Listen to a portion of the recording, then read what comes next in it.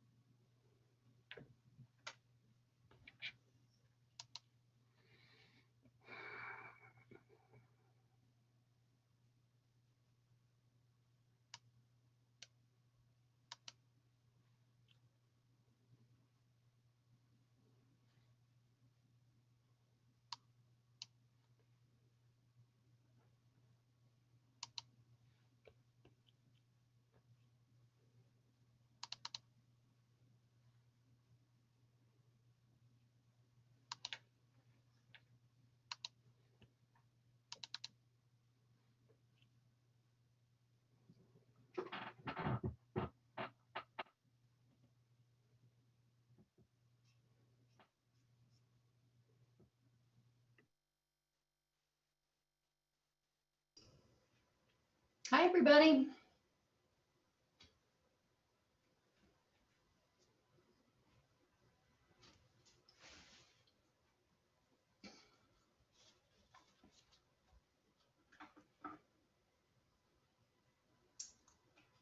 Karen, you're missing Bert and Lee, as far as I can tell. Lee may be joining us by phone. He's on a mission elsewhere today. Okay.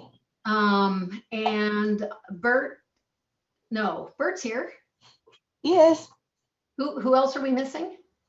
Just Bert and Lee. And Bert is here, huh? Yeah, Bert is here. I see his friendly face. I can't see him. I didn't even notice him come in. He's sneaky that And way. there he is. How about that? Is that Judy? That's Hello, Judy? you guys. Oh, Judy's talking. Who's this? excuse me. This is Jesse. Jesse, here. You know, I'm just on my phone. I didn't know if you guys needed a check-in or anything. Oh, okay. Thanks for letting us know you're here. Cool.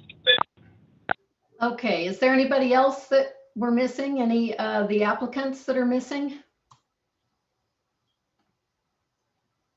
I don't hear anybody missing. So, I don't know.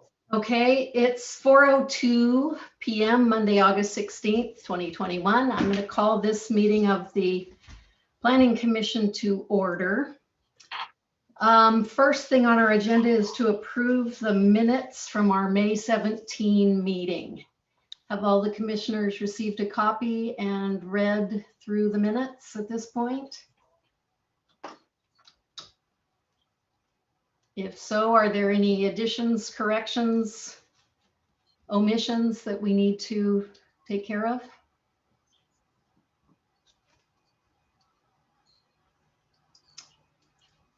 Hearing none so far, I would entertain a motion to approve the minutes as submitted. Well, I'll make a motion to approve the minutes as submitted. Okay, is there a second? I'll second. Any further discussion? Was that Jenna? That was Jenna, Okay, thanks. thank you. I couldn't tell. Any further discussion?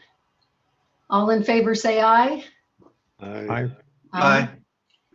Any opposed? Okay, minutes are approved. Thank you for submitting them, Judy. You're Nice welcome. job, as usual. Okay, we have a new item on our agenda this time for audience participation. It looks like we have quite a few people that are here. This is an opportunity for the public to comment on any items that are not already on our agenda. But before you do, we have a very packed agenda. So if there are audience members that want to make a comment, please be succinct and brief if you can. And I guess the procedure is to wave your hand. And is Nina running this meeting, or is that No, you? Judy is, and I have never done much of that. So if I can see a hand raised, otherwise Layla is here also, and maybe she knows how. We're figuring it out as we go. The blind leading the blind, and I do That's not right. see any hands raised at the I moment. see a hand. There's a hand. I don't know how to answer a hand. It looks like Ben Rosenberg. Ben, you can unmute yourself and put your hand down. I'm Ben's wife, Kim, and I live on 280 at 280 Edmund Lane, and I've prepared something. I hope it's real brief.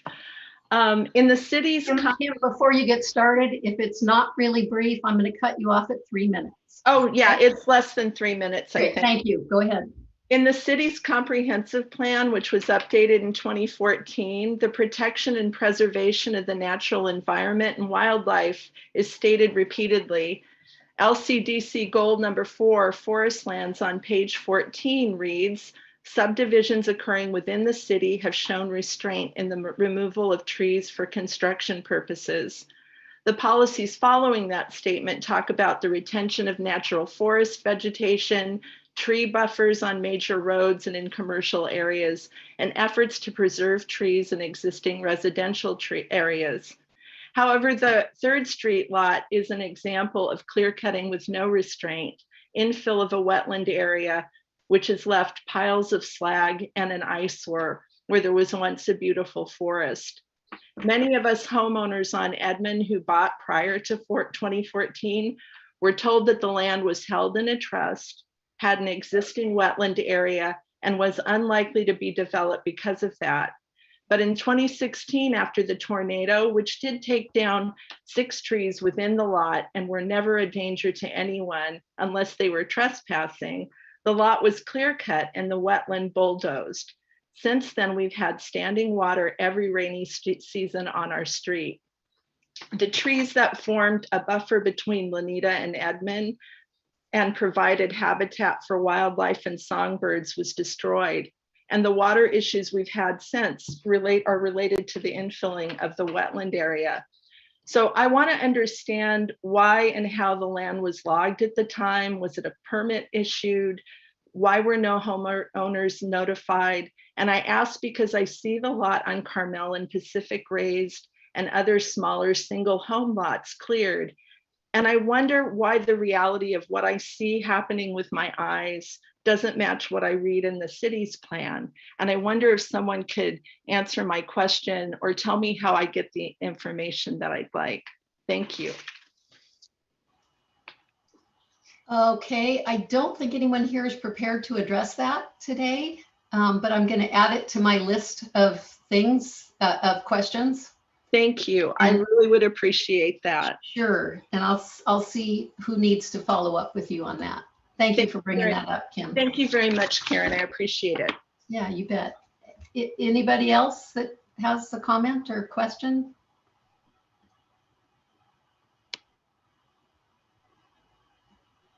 Okay, I don't hear anybody and I don't see anybody, so I'm going to move forward with our agenda. We have, uh-oh, my stuff's gotten out of order. Give me 1 second. Okay. Oh, wait, still out of order. Okay, there we go. Sorry. I hate to be the one that's unprepared. We have 3 items on the agenda today. These are land use applications to be heard by the Planning Commission. I want to point out that members of the Planning Commission are appointed by the City Council and serve as volunteers. Our role is to conduct public hearings and make decisions about land use matters in the City of Manzanita. And we will follow the following procedures to conduct each of these 3 hearings. First, I'll explain that I'll open the hearing. We'll have the applicant give an overview of the proposed development or project. The staff report will be presented, followed by questions from the commissioners. General questions or comments will be heard from the public regarding the proposed action or the criteria the action is based on. The applicant will be given the opportunity to respond to the points raised.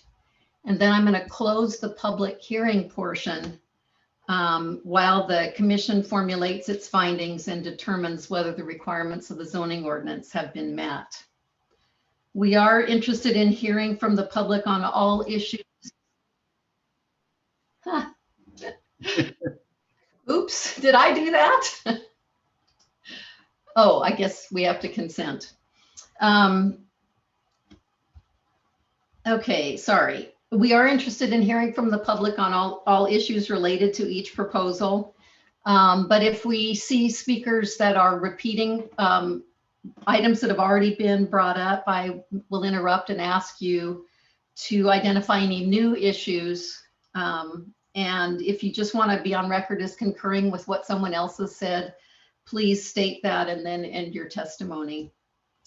And in the interest of keeping each hearing focused on the issues that we have authority over or jurisdiction with, I'll limit each speaker to 3 minutes of testimony, other than the applicant, who may have up to 15 minutes to present their application. So the first hearing or first application to be considered today is the subdivision application for JB, I don't know how to pronounce it, Serragino. Did I do that right? JB Serragino Construction for 6 lots on an undeveloped parcel between Merton Lane and 3rd Street in the R4 zone. So I'm going to declare this hearing open and let you know that we previously approved the preliminary plat with certain conditions, and the applicant has returned today for approval of the final plat. Before we start, I'm going to ask some procedural questions for the record. First, are there any members of the commission who must announce any actual or potential conflicts of interests, bias, or ex parte contact? This includes any site visits. So let's start with Steve today. I have visited the site. I have had no ex parte contact. I'm not biased. There's no conflict of interest. Thank you. Bert, how about you? I have visited the site. I've had no ex parte contact. I have no conflict of interest. Thank you. Phil? You might need to unmute yourself, Phil.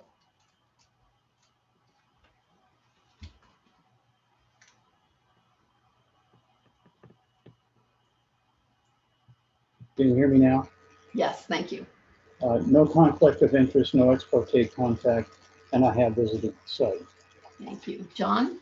No bias, no conflict of interest, no ex parte contact, and I have visited the site. How about you, Jenna? I have visited the site. I have no ex parte contact, and I have no bias. Okay, no conflicts of interest. Conflicts of interest. Great, thanks. And as for me, I have visited the site. I have no potential or real conflicts of interest, no bias, and have had no ex parte contact. Does any member of the audience wish to challenge the right of any member of this commission to hear this matter by reason of actual or potential conflict of interest, bias, or ex parte contact? I see no hands raised, correct? Okay. Now, would the applicant please give an overview of this proposed development to the commission? Yeah, this is Jesse Cheragino. Can you hear me? I'm not sure if I'm muted or not. I can hear you fine, thanks. Okay, good. All right. Yeah, the overview: 6 lots, 3 off 3rd Street, 3 off Merton. We made a few tweaks from the last one of them. From the requirement, we had the 1 lot that was just under 40. We evened up them so they're 44 and 0.95 for the 2 back-to-back and 2 at 50 feet. We had Jason Morgan, local civil, do the water depth as requested. I can't remember what the other items were off the top of my head, but pretty unchanged. Engineer had to tweak a few things to get Dan. We went through Dan and the utilities to make sure we had those things accurate, corrected, a couple sewer water tweaks, but again, nothing major as much as just getting the details right. I don't have a whole lot more to add. Unless you guys have questions. Thanks. Walt, do you want to give us your staff report, please? Okay, good evening, members of the Planning Commission.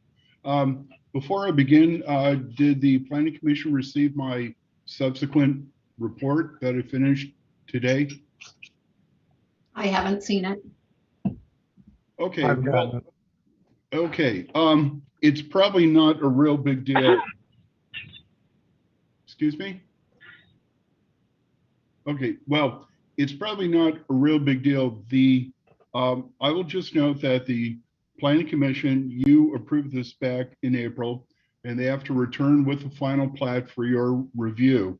You can review this and make modifications as you see necessary to ensure conformance with your decision. Now, they have 1 year in which to return, and they certainly met that requirement. There were a number of conditions that had to be met. I will note that they met all the requirements, and one of the more important things to consider was modification to the layout. Now, they had to change the width on a couple of lots. They certainly met that requirement. They also had to include a private easement on the plat. They certainly met that requirement. And there were two other, I think, important areas of consideration. One had to do with bonding, either building the improvements, or the code also allows bonding for those improvements. As of yet, they haven't built and they haven't bonded yet, but that is a sort of a technical matter. And then finally, the other thing is they had to put together a maintenance agreement for the access easement.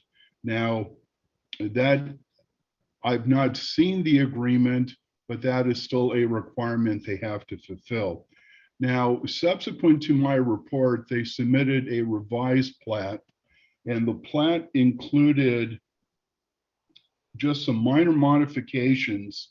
And I'll just read this off. It says, removing asphalt encroachment per the county surveyor requirement, adding language to the easement section, and they also changed the placeholder for the document that would record the maintenance agreement. These are minor revisions that, if anything, move the application, or I should say the final plat, more toward completeness. As I noted, the Planning Commission has the authority to accept or reject, or they can simply inform the applicant that they have a couple of changes to make. At this juncture, the only two things that really need to be done are bonding for the actual construction improvements, and also putting together an agreement for the maintenance agreement for lots 1, 2, and 3, and be sure that that is recorded along with the plat. In fact, in the latest plat version, they have a space there where they can just simply record, insert the recording number. So even though there was a couple of minor changes, my conclusion is still the same. I think the Planning Commission can go ahead and accept this final plat as being substantially conforming to the decision and in compliance with the conditions, subject to the two following requirements. One, they complete the bonding requirements. And the second one is they submit the necessary maintenance agreement and reference it on the plat in recording. I think these can be handled administratively. Staff will ensure that these items are taken care of. And at that juncture, once that is done, then the Planning Commission chair can go ahead and sign the document. So with that, that's the end of the staff report, and be happy to answer any questions that you might have.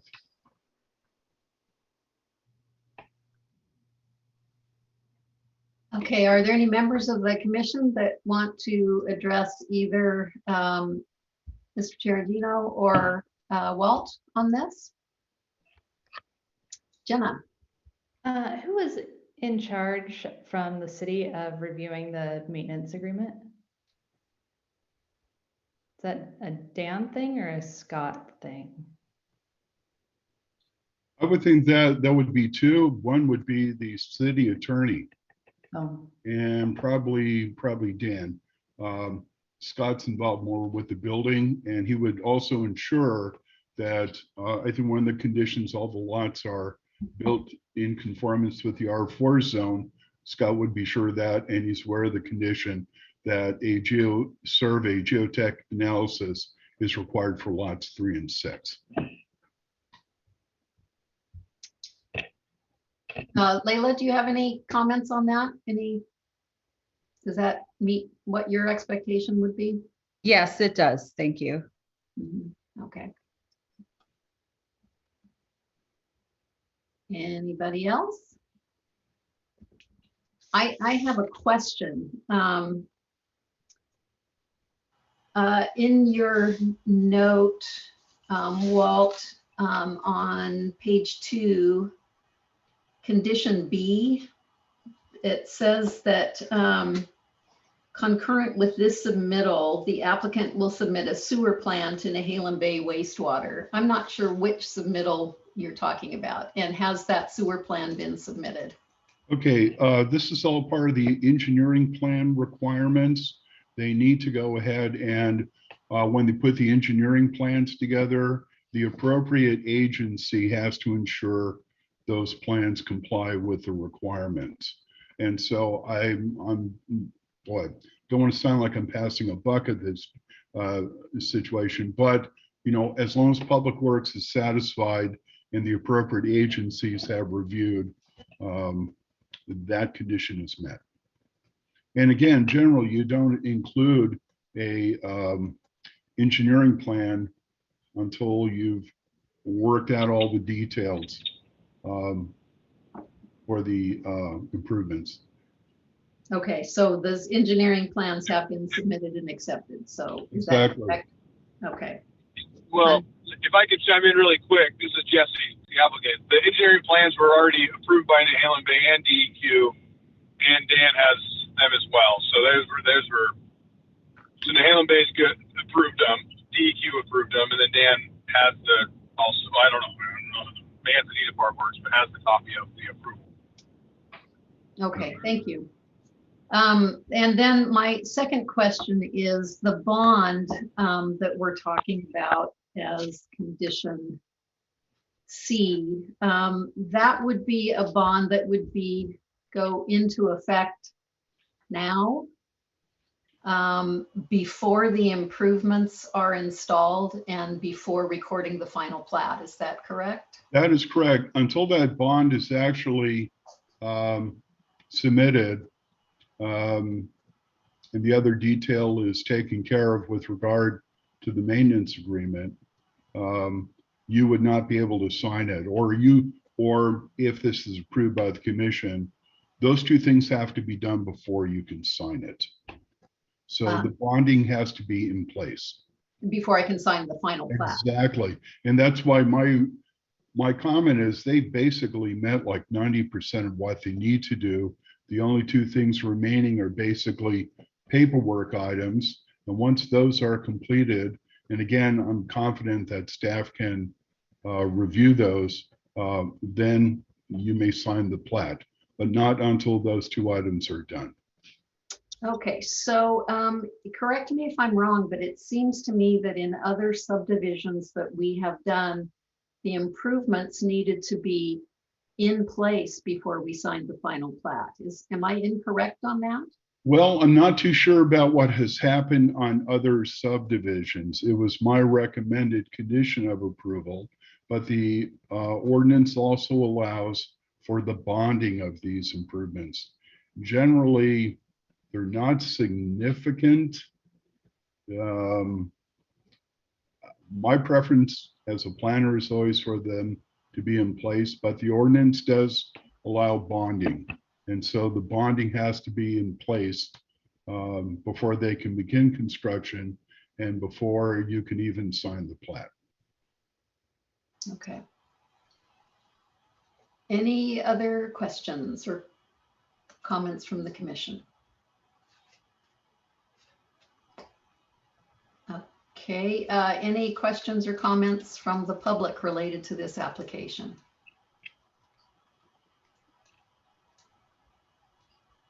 Any final thoughts or comments you want to make, Jesse, before we close the hearing?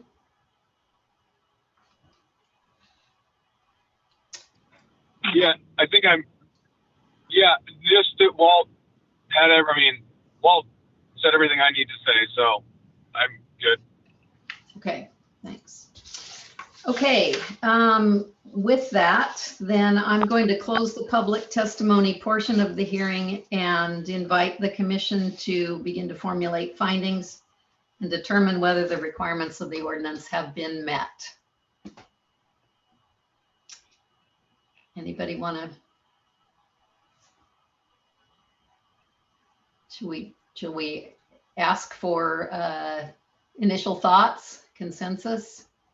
Does it seem to you that the applicant has met the requirements and we should go ahead and approve, or are there approved with conditions other than what Walt laid out in his recommendation, or deny?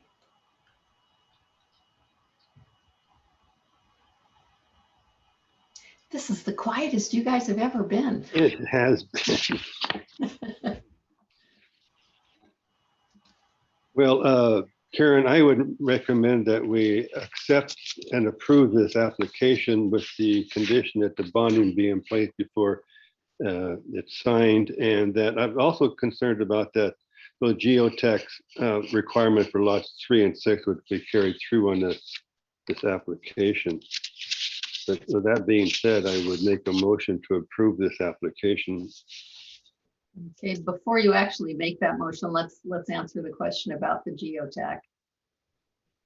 Any comments on that, Walt? Geotech, that is something that's done through the building permit process, and that was also specific with the condition. If I can chime in, if it's allowed, we also had Jason Morgan, the local civil engineer. He did do groundwater testing on lots 3 and 6, and we actually were able to use that information to finalize our storm engineering. And so all that is in that was submitted to Dan with our engineering submittal. So not only will it be handled later, we have actually done that. So. Thank you. Okay. Anybody else on the commission have? Oh, Bert, go ahead. I have a question regarding the groundwater. If the decision on the buildability of the properties depends on the groundwater, what are the consequences of waiting until someone puts in a building permit and then finds that the groundwater situation is not suitable for building? I guess this is a question, I don't know who for, but maybe for Walt. Wow, that's a very interesting question.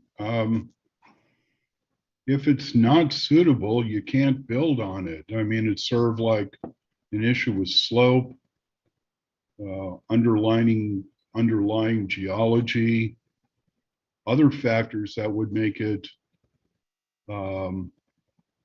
impossible to build upon. So ultimately, the person that has to be satisfied with this is Steve. You know, he has to be satisfied that when he's gone through the building permit process, that they've met the requirements of the code.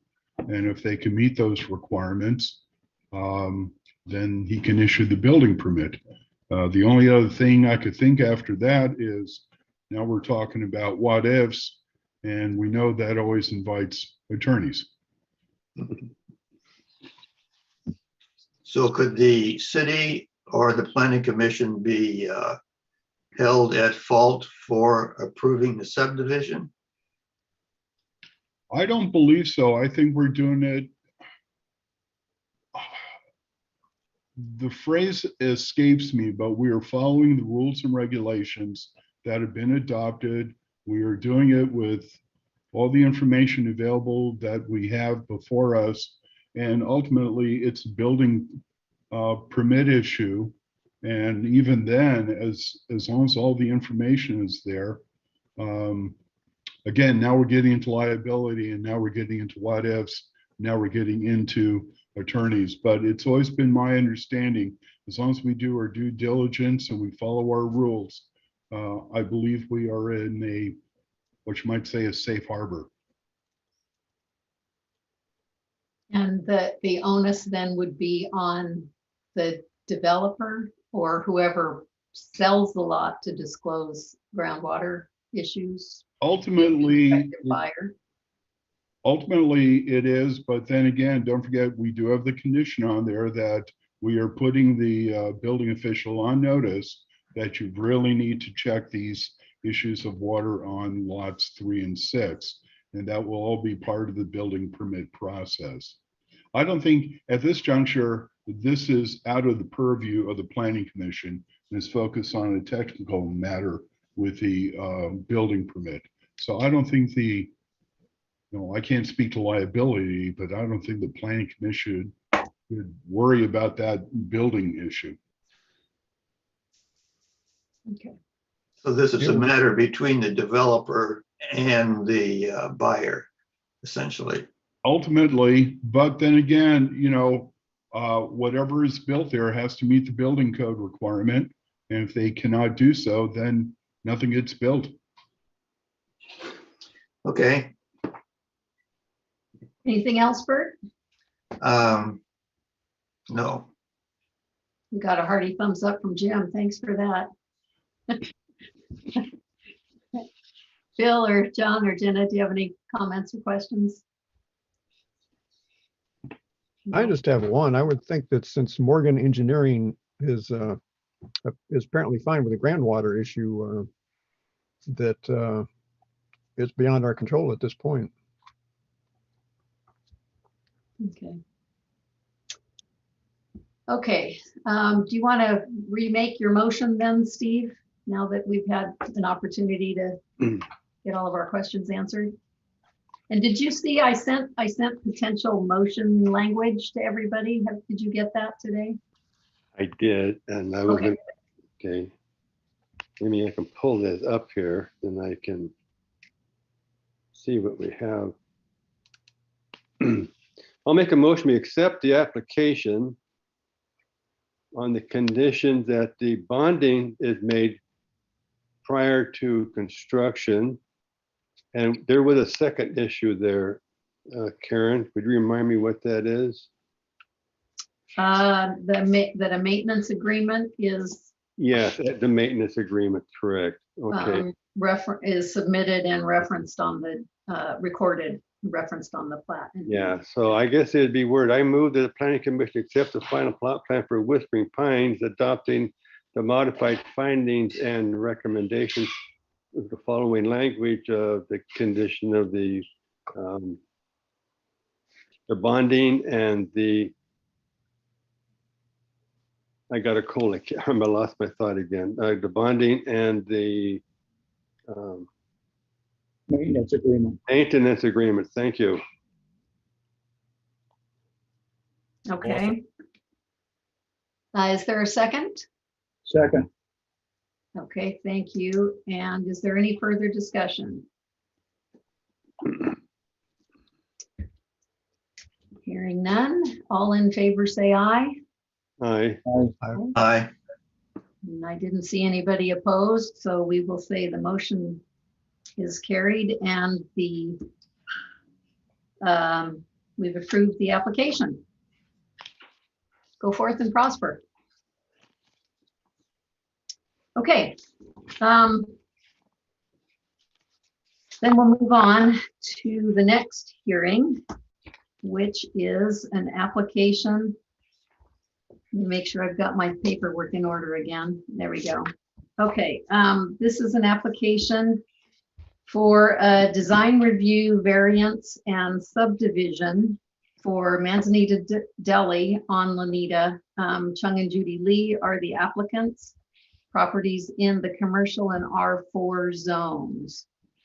So before we start, I want to ask the same procedural questions. Are there any members of the commission who must announce any actual or potential conflict of interest, bias, or ex parte contact, including site visits? So let's start with Jenna.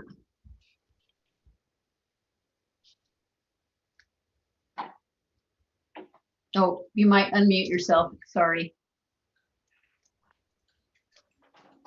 My bad. I have visited the site. I have no ex parte contact or conflict of interest and no bias.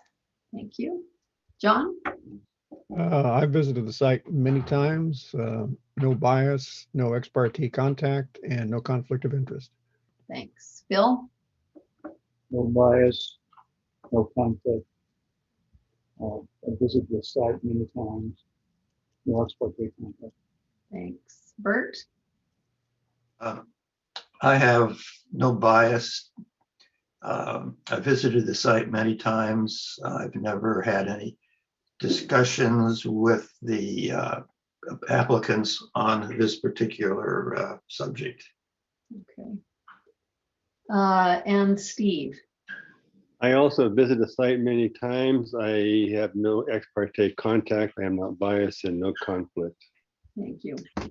As for me, the same is true. I visited the site many times. I have no conflicts of interest, no bias, and no ex parte contact.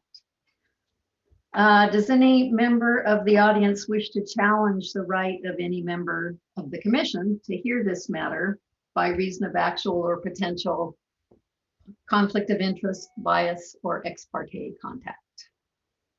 If so, raise your hand. I don't see any. Do you, Judy? Judy's on silent. Okay. I do not. Thank you. Then I don't see Chung and Judy here, but I guess that would be you, Jim, going to do the presentation overview for the commission. Yeah, I think Chung and Judy might be here, but they're like 5 screens down. They're just watching, but I'll go ahead and talk. Thanks, Jim. And they can butt in if they want to. Hi, everybody. I'm Jim Fanjoy. I'm the architect representing the Manzanita Deli. This is a project that if you've been around following planning commission meetings for more than a year or so, you've probably seen several times before, because it keeps coming up, because the Manzanita Deli, as anybody who's been in there can tell, it's in tight quarters and it could use some refurbishment, and there's an awful lot of stuff packed into a really small space. So in the course of the last few years, Chung and Judy have spent a fair amount of time looking at different ways to make their business more capable and expand it while still respecting the fabric of what the city wants to be and the various ordinances that apply to their properties. So what we're looking at today is the most recent iteration of that, and this is one that they're committed to build, and they're going to try to do it in a way that minimizes disruption to service so they can continue servicing their clients. But in this case, this is a more streamlined, stepped down version from what has been presented in the past. The current idea is that they will be remodeling. Actually, should I share my screen? Have people seen the plans? Did a handout go out to everybody, Karen? I believe the commission got them. I'm not sure if Okay. Everybody has been able to see them in the wide world, but. Okay, well, yeah, I can just go ahead and describe it then. The major portion of the building is about 6,000 square feet or so. And the plan is that they're going to remove a portion of the back of the building. For those of you who are familiar with it, the back side of the building is a conglomeration of several different additions and lean-tos and sheds that have been tacked onto the building over the past several decades. And they're going to take some of that off and then put a new addition in its place. So the addition will be set towards the back portion of the lot and won't have any significant visual impact on the front portion of the building. And the idea is to give them more space to expand and better serve their clients. The intent is to also remodel the interior of the existing building, and that will have no effect on the exterior. And this application also does not involve any increase in adding extra stories or anything like that to the building. without belaboring the point and rehashing a lot of stuff that's part of the application, that's sort of the end of it. The two issues that are critical to the discussion today, the first one is that this is a design review. So the Planning Commission has the authority to look at the exterior of the building and determine if it meets the various subjective and objective requirements of the zoning ordinance. And the second portion of this is that in the process of going through the application process with the planner, Walt, it was discovered that there was an existing complication with the way that the site is zoned, and actually a portion of the site that they own is residential, which causes a minor conflict with how they're allowed to use their site. So we're asking for a variance to allow them to place, to replace what is a commercial use in that site with a different commercial use of roughly equivalent size. I'm going to let Walt talk about the technicalities of that because he spent a lot of time working on it. But to summarize, basically, that's the story. We're going to demolish a portion of the rear of the Lappel, add a better built, newer, and slightly larger portion so that they can have better services, a new freezer, things like that, without any significant other disturbance to the exterior of the property. So that's sort of it in a nutshell. Okay, thanks. Walt, would you walk us through your report? Oh, thank you. This is a rather detailed one. I will try to be as brief as possible, but there's a lot of moving parts in this one. We are certainly aware of the location of the property and what's on there. Again, it was pointed out this is split zoned. It is comprised of 3 parcels. Well, I should say 3 lots. 2 of the lots front on Lanita, and the 3rd lot fronts along 2nd Avenue. There's really 3 parts to this application. Mr. Fanjoy certainly laid out the plans for the structure. A portion will be removed and replaced. The net result is the building will increase to about 5,750 square feet. Plus, there's also the interior that will be renovated. Part of the improvements will include new HVAC equipment located on the roof, but will also be screened. As noted, there are 3 lots involved. 2 of them are 5,000 square feet. Both are zone C1, and there's about a 7,800 square foot lot that is zoned R4. Based on the requirements, development requirements, and also the fact that you cannot build over a property line, these 3 lots need to be consolidated. Now, we do not have a process in our code for doing that. Normally, you could do it through a property boundary adjustment, but we do not have that provision in the code.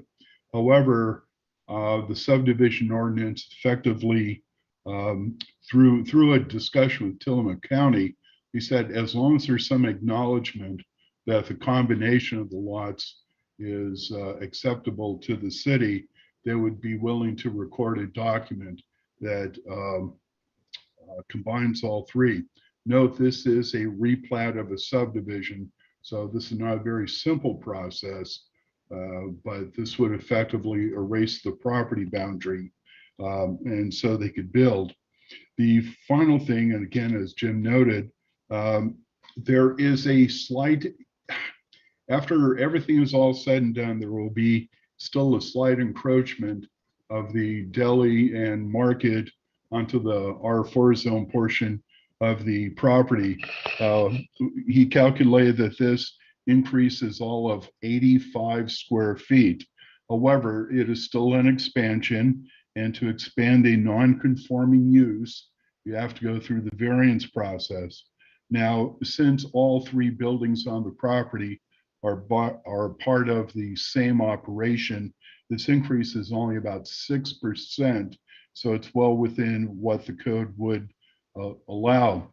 Also, if there is an expansion of a non-conforming use, the Planning Commission also needs to look at a provision under Article 7 regarding impacts on area property and consistency with the comprehensive plan. I'd like to start off with the findings for the lot consolidation. Can't consolidate the lot, then you really cannot proceed. I will just simply note that all three of these lots are part of the same subdivision, that there will be no change in the boundaries other than erasing the boundary that separates it. You will wind up with one solid 17,587 square foot lot. It will be split zone, but that's not necessarily usual. There are other parts of the city that include split zone property. There's no change in zoning on the property, and nothing else has actually changed. All the public facilities that are there will remain. Access will still remain. Ultimately, all that you're doing is removing the boundaries. Now, with regard to the variance, again, the expansion cannot occur unless the variance is approved. With regard to the variance, Article 8 discusses the criteria. The first item to consider is exceptional or extraordinary circumstances. This is a split zone property. There isn't a lot of area in which to expand the structure or to make improvements without encroaching upon the R4 zone. So while the preference would be to keep everything in the C1,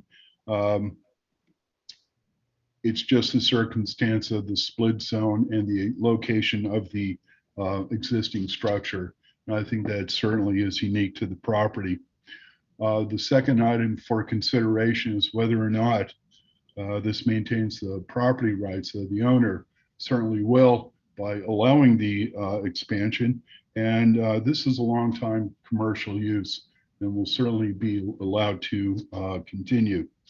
Also, the third item is whether or not this will be detrimental to the comprehensive plan or the public. I'll just simply note that this is a minor expansion. Again, all of 85 square feet of a non-conforming use into the R4 zone. I don't think this is really discernible to the general public. Ultimately, though, the city gets an improved exterior as well as probably a better commercial interior as well. Finally, this request is the minimum necessary. I've worked with the applicant for quite a few days and weeks going, sharing emails. He's well aware of the limitation that the preference would certainly be to keep it in the C1 zone, but he's aware of the limitation and made the expansion the absolute minimum necessary to accommodate the use and also have the smallest potential impact within the R4 zone. So I think this is certainly the minimum necessary to move forth. Finally, I think all these findings would also apply to the non-conforming use provision in section 7.060. Again, it's a small expansion. And also I think this will allow improvement of a building and consistent certainly with our economic policy number 2, which is city supports the efforts of the downtown merchants to improve the appearance of the commercial core. So I certainly think this expansion is entirely consistent with that. The final item for consideration is the actual design review. Now, again, although a small portion will encroach on the R4 zone, we're really looking at a C1 zone requirements. Note, if you look at the site plan, that a portion of the building fails to comply with the setbacks along the street side. However, the expansion, just that particular expansion, will conform to the 5-foot setback, and there would be no other changes. There's also compliance with the setback on the rear as well. 22-foot building height does not exceed the 28 plus maximum. 1,759 square feet of landscaping are required. The plan identifies 1,920, and most of that is in vegetative cover. There will be no signs or awnings extending from this addition. Engineering will, or I should say Public Works will look at the drainage, make sure that that is properly addressed. The floor to area ratio will wind up being 0.34, which is below the 0.65 limit. Again, the C1 zone requires 2 or more contiguous lots must be combined, and we previously discussed that. If there's any additional signs, they will come in with a separate sign permit. All the parking will be on the property. There's already 12 spaces there. I would just simply note that we have a provision in our code that uses existing prior to November 9, 2011 are allowed to carry their existing deficiency forward. Right now, this building will have a deficiency of 3 spaces. So that after you go through the calculations, 15 are required, 3 spaces are deficient, so they have to have at least 12 spaces, and they will have 12 spaces on the site. Moving on with the actual sort of design, et cetera, with the specific design criteria, a lot of this gets to be fairly subjective, but again, we're looking at continuing an existing structure with regard to visual interest. I will note the expansion effectively extends the existing design and does not impact the Lanita Avenue frontage. And I think the upward slope of the property reduces some of the impact as viewed on 2nd Street. The design will incorporate landscaping improvements that will be located along 2nd Street, and slopes will be incorporated based on the applicant be incorporated into the improvements. There will be no change to the existing frontage or access along Lanita. All ADA improvements will be maintained.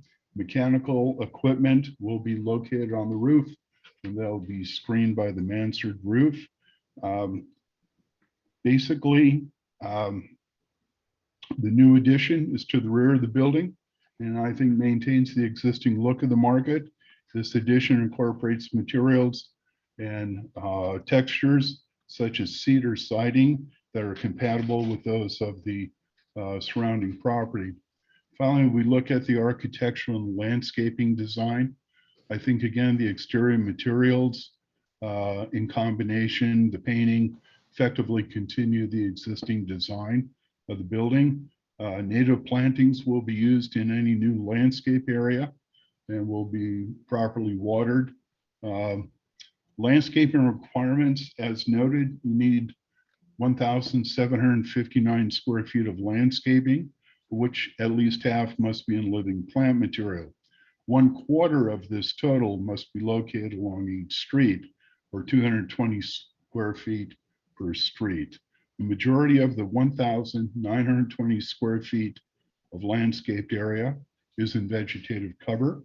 And along 2nd Street, there will be some 690 square feet of cover and 250 square feet of pre-existing landscaping along Lanita. So this layout certainly conforms with the landscaping requirements. There will be no significant grading changes to the site. The exterior finish mixes horizontal detailing and use of varied materials. I think this reduces the visual scale of the structure. This is a pretty good size building, and I think also maintains the visual interest. The existing frontage on Lanita includes benches and artwork. These will remain, and these improvements certainly add interest. The applicant noted the lighting will be low glare fixtures and reduce glare and impact on adjacent properties. And finally, the street-facing portions of the building will remain largely unchanged. The addition to the rear has been designed to blend in with the adjacent structures and area improvements.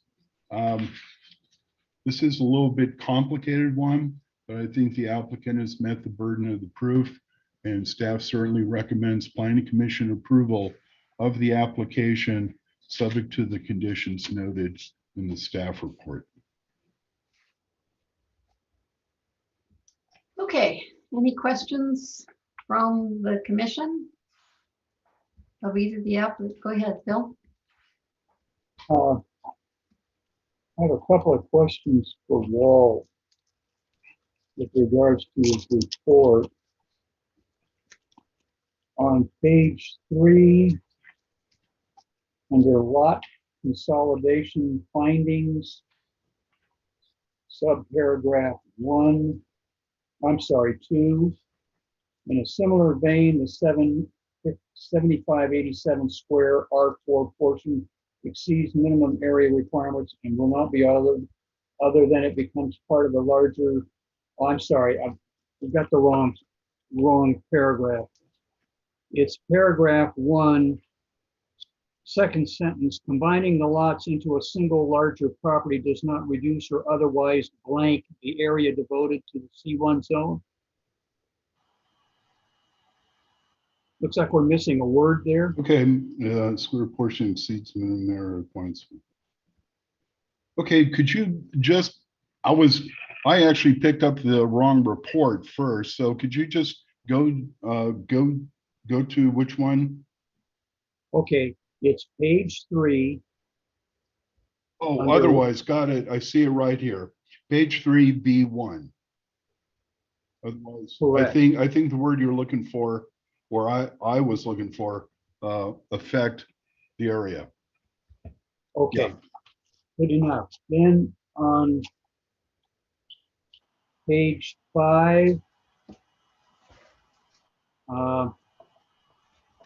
subparagraph 3, I'm sorry, 4, I'm sorry, findings. Second sentence, this small amount will barely blank discernible to the general public. It will barely be discernible. Okay, I just thought we ought to tighten it up. Okay. I've got a couple of questions for Jim. You know, Phil, I feel like at times I'm sort of back at English class here. Thank you. I really appreciate that, though. No, what I'm trying to do is save us all grief later on when somebody comes back and looks over our shoulder. I understand that, but I really do appreciate it. Well, no harm intended, believe me. Okay, thank you. I can't believe how thorough your reports are. Jim, if I could go to you, hi, for just a second. I'm on sheet A1 of your drawings. Okay. I'm noticing that in the sales area, we're not designating where the cash register would be and where the carts would be, if in fact they're even going to use carts. Is there a question there? Yeah, I mean, why are we not indicating? It's not shown because what happens in the interior of the building is beyond the purview of the planning commission. Okay. All right, are questions with regards to handicap then beyond the purview of the planning commission? Once they get beyond the threshold of the building, yeah. So the planning commission it's within the purview of the planning commission to look at the site stuff, but once we're inside the building, then it's the building department, Scott reviews that for compliance. Okay, then since this is outside the building, I'll ask the question. I see you have the handicap parking space to the rear of the lot. And I'm just wondering, so we're going to ask a handicapped person to park in that area, walk the depth of the lot to get into the building, because I'm assuming the entry to the back of the building is for staff only. Is that correct? Yeah, and it's not an ideal situation. It's sort of a hardship that's based on the existing configuration of the site. Because part of the challenge with this is, if you look on the site plan on sheet A1, they've got 7 spots that are diagonal parking that are to the west of the building. And a better place to put the handicapped access would be in one of those front spots. Unfortunately, what happens is, because of the angled parking, you can't get the required you have to have a access aisle next to this parking spot, and you can't get that in there because of the existing configuration. And because of the size of that, you can't get 90-degree spaces in because you don't have backing clearance. So what we've elected to do with the design is to maintain the existing condition, which is allowable under the code. And it's just is what it is. It's not ideal. Okay, I would prefer it were otherwise. yeah, okay, I understand. Then, again, staying outside the building, where are these parts, if in fact they're even going to be used, going to be collected? Are we going to expect the customers to bring them back into the building? Or are they going to leave them back there in the parking lot? By carts, do you mean shopping carts? Yes, sir. I haven't been instructed by the owner as to how they plan on operating their business. I haven't been told there's even going to be carts. Okay. They may continue doing it as they do now with hand baskets. We don't have an answer for that yet. Okay. Then one last question then. On sheet A2, and it is perspective 7. Yeah. Okay. As I look at that, it appears to me that on the lower roof level, it looks like you've got some stair steps down there that I would almost take for flashing and counter flashing, but I don't know. You see what I'm talking about? You've got. I do see what you're talking about, and I'm going to say something Walt said. I quit. I love your attention to detail. What's going on there is that's a rendering artifact from the CAD software, because I had laid out some interior walls when we were doing some space planning, and they are projecting through the roof line. Those 3 flashing stair step things, they aren't going to be there. The siding on the extension is going to be matched and come around the front of the building, so those won't be visible. It's a rendering artifact. Okay, thank you very much. Good eye, Phil. Okay, anybody else have questions or comments? I actually have, I don't know if Lee's been able to join us by phone on the road. He was hoping to, but he sent me his questions. Lee is in the meeting now. Oh, he is. Lee, do you want to jump in, or do you want me to do this for you? Well, I'll go ahead and do it. Thank you, Okay. Karen. Yep. Hi, Jim. Hi, Lee. I'm kind of curious if it's okay for me to pose a question to Walt, being as I haven't stated my activity with this building or not.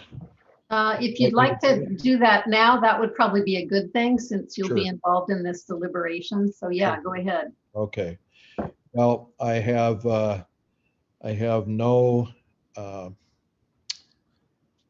Oh, help me out, Karen. I just rolled in here, so. Conflict of interest, bias, Conflict of or interest. site Thank you. visit, Bias, ex parte ex contact. parte. Thank you. So nil on all of those issues. I have visited the site within the last 4 days with the plans and kind of got a feel for what's going on there.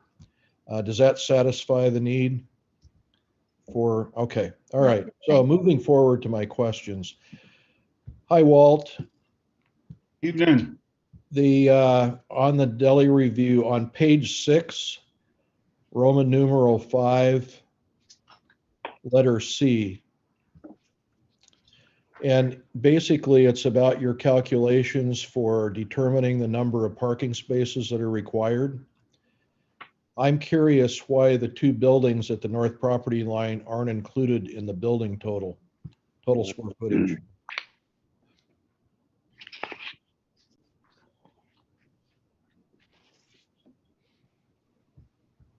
Can I reply? Oh, did I freeze out? No, you're here. That calculation with the 17,587 does include all commercial structures in the final configuration.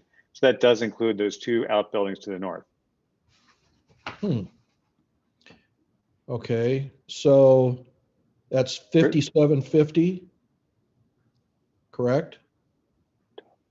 5750 plus 1313 for the two buildings on the north side. It should be. Hold on. See, now you got me. Now you have me doubting. I've looked at this like 20 times also. Okay, well, when I did the calculation, I show that you need 3 more parking spaces, but my math may be wrong. No, that's a big deal.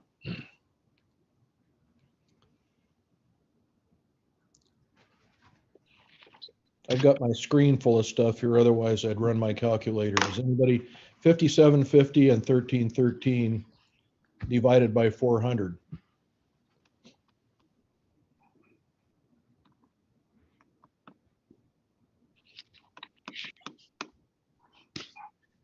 $17.65. Okay, and then if you take the 3 spaces off, that puts us at 14 rather than the 12 shown. How did we miss that?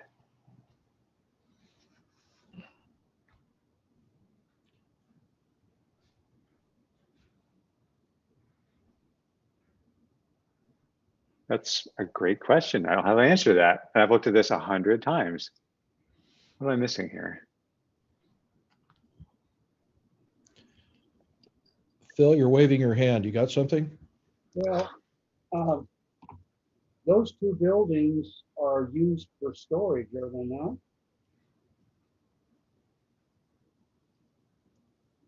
Yeah, they are, but I'm not coming to argue against my case, but they're still commercial use structures.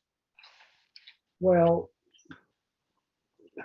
the general public is not in there. They don't have access to those buildings. So by and large, they wouldn't be treated the same as a commercial structure anyway, from a square footage standpoint. Yeah, Phil, I think that, I think you're right with your view, but correct me if I'm wrong, Walt, but this would require a variance? Can you hold for a moment while I find something here, please? Yeah. So while we're on, I just want to call attention to Jim. Your report or your application says the development has 5,750 square feet gross area for all buildings. Yeah, I think I may have made a math error. Okay. Which is clearly super embarrassing. Yeah, I don't know. While Walt's looking through it, I'm looking through all my stuff on other screens also. Well, excuse me, isn't a 400 square feet for each parking space? They got 5,750 divided by 400. That's 14.375 or 15 parking places, and they get 3 on the variance, so that goes down to 12. Yeah, what Lee's pointing out is that we also need to count the existing commercial structures on the north part of the property in that total, which is. Well, I believe they are counted, because I went back to the previous application you did 2 years ago, because I didn't think the square footage count added up. So I used the figures there, and I saw how the store was 4,100 square feet. Then you added in the other buildings. It came to 5,710. Man, I'm really baffled by all this. I'm gonna. So Jim, can you look at your plot plan? Yeah. Are those numbers accurate? 4,100 square feet for the existing commercial structure? Well, I thought that they were. So I'm right now, as we're talking, I'm starting up all my CAD stuff to double check that number. I'm just in a really awkward position. I don't know the answer to that. They should be right. So let me just piggyback onto that and make sure that while we're looking at that calculation, that the other things that rely on square footage are correct, floor area ratio and the landscaping requirements. I want to just make sure that the numbers are all. Well, yeah, they should. I will check them all. Maybe there's something else. Well, it's going to take my computer a little bit to get all this stuff up. Maybe there's something we can park this, and I can be looking at it while the discussion's furthered. If there's any other aspects of this that ought to get discussed. Okay, so Lee, you had something else on your list. Actually, I satisfied that after further review of the plan, so I'm good with everything else. I guess actually I do on page 6 also on item I believe it's I. Landscaping provisions. Landscaping will be maintained with provisions. And I know that we've had some issues in the past with decisions that have been rendered saying that XYZ had to be planted, and who follows up on that? Who's the party responsible? Is it the building official or is it the planning commission?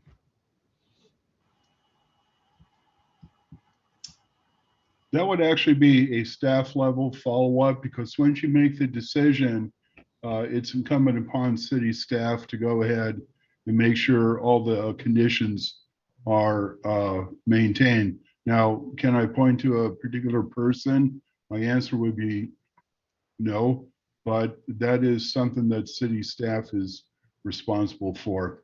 Could I follow up a bit on the parking, if that's acceptable? Yeah. Okay. I'm going to share Jim's kind of surprise too, because I was so focused on the big building. There are some options for the applicant to look at, not so much making additional parking here, but say sharing spaces with other businesses that might be within the vicinity. I think we do need to address it. I'm of the mind that I'd rather get it right, do it once and do it right.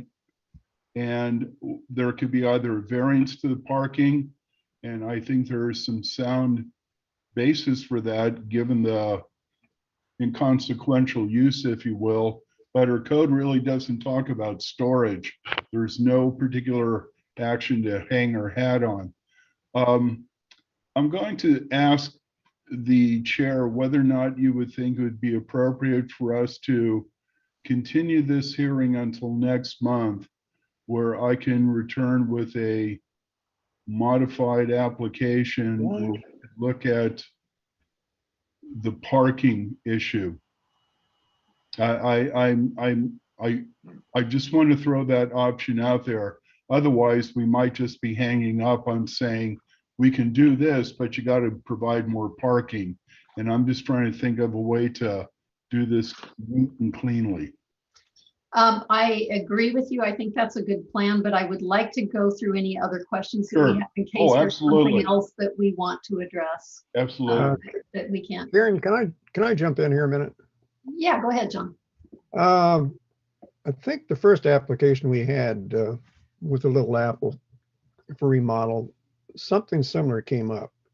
And we reached the conclusion that there's a lot that the Little Apple owns directly opposite the exit drive onto 2nd Street. And that lot, it's off property. Well, it's not on the same property as the store, but that lot can be used for additional customer parking. So that met the same kind of problem whenever we had that application. We were going to do that. Go ahead and use that lot to satisfy the additional parking requirement. Jim, you want to respond? Yeah, I got two things. Before I jump into that, I'll say that I checked one of the numbers and the floor area ratio is wrong on the application, but it's still within the maximum allowed and all the landscape areas are correct. So having said that, the only thing that appears to be incorrect is the total existing structure square footage. Right. Parking that for a second though, addressing the issue of the lot across the street, that's a separate consideration. And on the previous application, that was never brought into the discussion except in a cursory way, because there was a concern that by adopting that, we might need to legally tie these parcels together. And that puts a significant financial burden on the owners to lose the ability to dispose of that separate lot separately. So they obviously would not like to do it, but also that wasn't the determination that came from the earlier discussion. That was periphery and was only a side discussion. It was never part of the consideration. originally.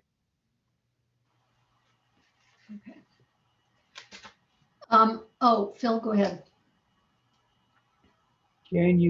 What are we short? Are we short 3 parking spaces? Or It 2? looks like, I think we're short 2, depending on how you round it. All right, can you gain 2 by eliminating the smaller of the 2 existing buildings? Yes, and also when you eliminate the smaller of the existing building, then you also need less parking spaces. It goes both directions. And that's part of why the parking worked out in the previous version. Although the previous version had more square footage, they had eliminated one of the structures. So that's a viable out if that's what we need to do. They kind of would like to have the square footage just because they're hurting for storage, but if that's what it takes to make it go, that would probably be the easiest trade. With regards to storage, Jim, can they put in, they have an overhead door. Can they put in a storage balcony there where they can get additional square footage? Oh, like a little mezzanine. Yes, sir. Yeah, well, it's kind of tight on building heights to do that effectively. There was some discussion earlier, and this is kind of just backstory. I don't know if you necessarily need to hear all this, but there was some original discussion about making this a 2-story addition. Part of the trick is that kind of space is really costly to use because you have to put some kind of equipment lift in. And also once you get the stuff up there, it's harder to move it up and down. So we kind of don't want to do this 2-story thing unless it's absolutely necessary because because of both of those things. It adds a lot of cost for low level usability and also makes the building taller, which is something from an exterior design perspective we're trying not to do. What's the ceiling height in that area?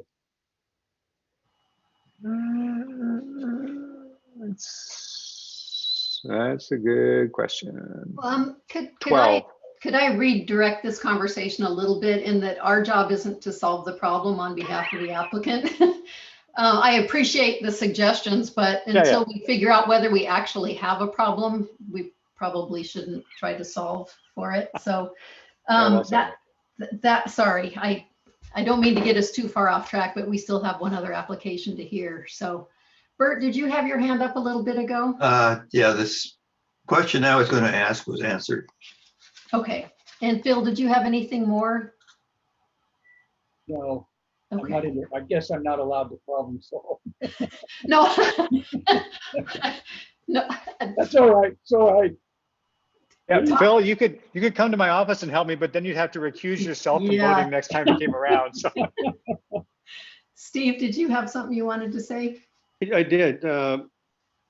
Where's the 250 square feet of vegetation on the Manzanita side? It's on the southwest corner.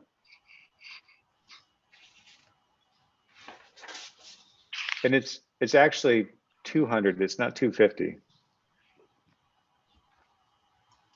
You can see it on the zoning site plan on drawing 3, sheet A1.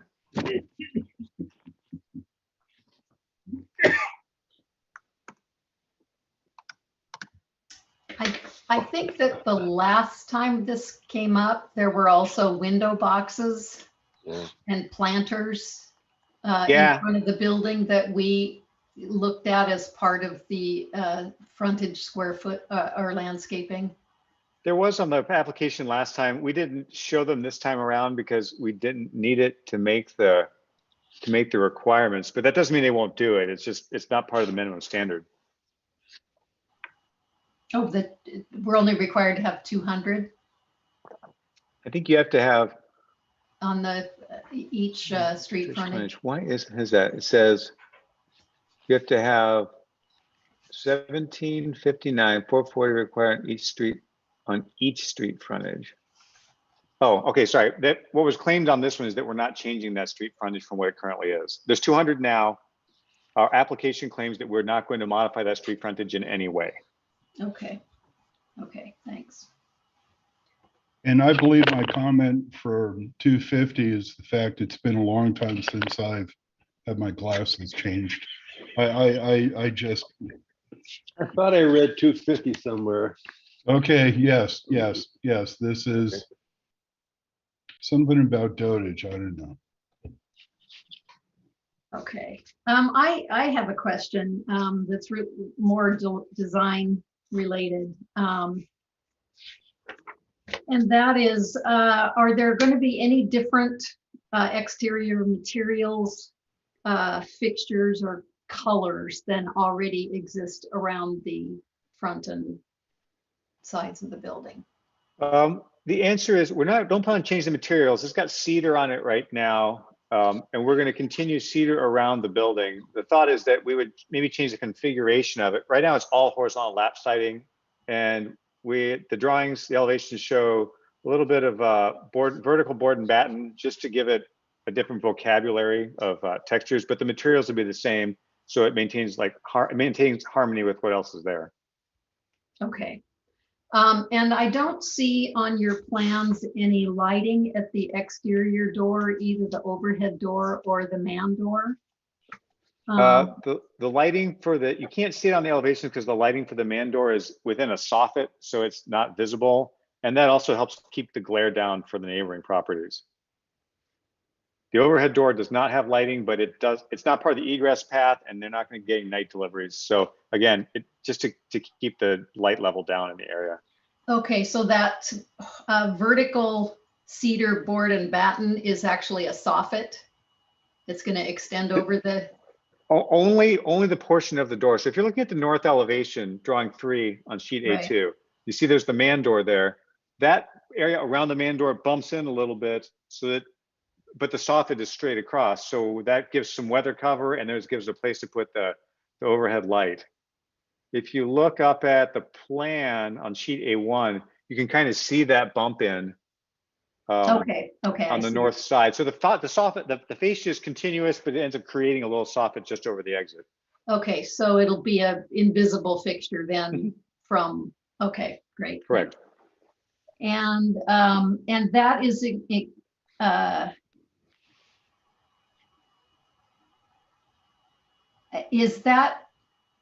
is there additional lighting in the parking lot? I don't see lighting in the lot itself. Our current plan is to not add additional lot lighting.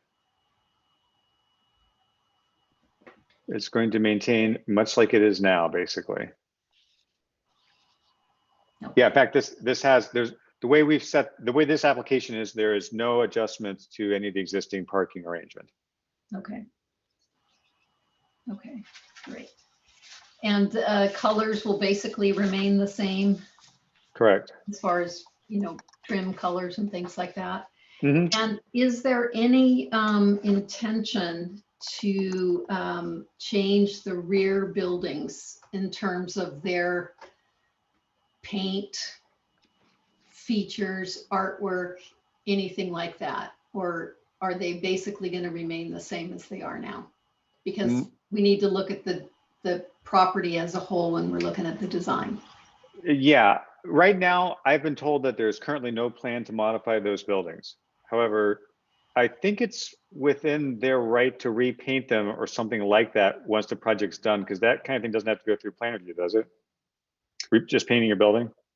If we're looking at a design review, we're looking at the property as a whole. Right. What I'm saying is that if they wanted to change the color, then I think that should be part of this process. Right. So right. So I'm saying is currently there is no plans to do that. I'm just hedging that by saying that if 3 years after this is done and they have their occupancy permit, if they repaint them later, I don't want everyone in town going, well, you said you were going to paint the buildings. Well, that's not part of this application.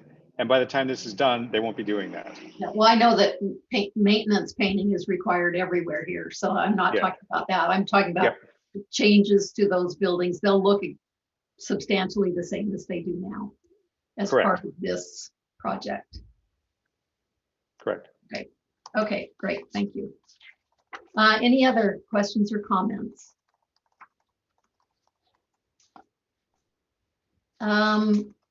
Shall we continue this hearing to next month to allow staff and the applicant to verify their numbers for parking purposes? Unless May I note that that after now. going through the calculations, they would need 14.4 parking spaces. No, 17.4, subtract the 3, that's 14.4, less than half. They would need to provide 2 parking spaces someplace, whether it's on the site or within 500 feet on other commercial property, or request a variance to that. Yeah, that jives with how I would have read it also. Okay, so, and I think does our code round parking spaces up if it's more than Half or more goes up, and it's not quite half. half or more goes up? Okay. Yes, yes, ma'am. Okay. Well, Jim, what would you like to do with this? Do you want to find 2 spaces now, or should we talk again next month? I think I want a continuance because I really need to see what the owners want to do about it. And I don't have the authority to make a call on it. But I agree with Walt's assessment that we need to find 2 more parking spaces or reduce the area by knocking down one of the old buildings. There's too many moving parts. So we'll have to get a continuance. And I apologize for wasting people's time. Sometimes you make mistakes. Jim, I'm with you on that one. Yeah. Okay. Well, then I would entertain a motion. Before you make a motion, what is the date for the next meeting? Just to be Oh, sure. yeah, let's look at We have that. a date and time certain. Our next meeting is the 20th Of of September. September. Okay. Is that what everybody else's calendar says? That's what I've got. Yes. Yep. Okay. So there is a motion in the sample motions to continue the public hearing if somebody would like to propose that.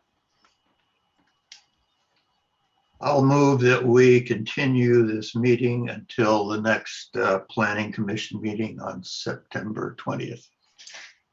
Okay, and we should request staff and the applicant to provide information on parking. I think the request would to address the issue of parking because they do have building removal, variance, alternative site. Yeah, there's a bunch of options. Yeah, there's some options. And I'll work it out with Walt beforehand and the owners. So we have some kind of something we can tell you that's sort of the way we're going to move forward. Okay. Is there a second? I'll second that. And Bert, you proposed that, correct? I proposed it, yes. Okay, and I'm sorry, who was the second? I did. John, thank you. Is there any further discussion? All in favor, say aye. Aye. Aye. Any opposed? Okay, the motion carries. We'll see you next month. Thanks. Yeah, thank you. Okay, last item on our agenda is our second design review for today. Excuse me, I was wondering, could we all take about a 5-minute break? Sure, we could. I'm just Should we? asking. Yep, let's do Pause. that. Okay.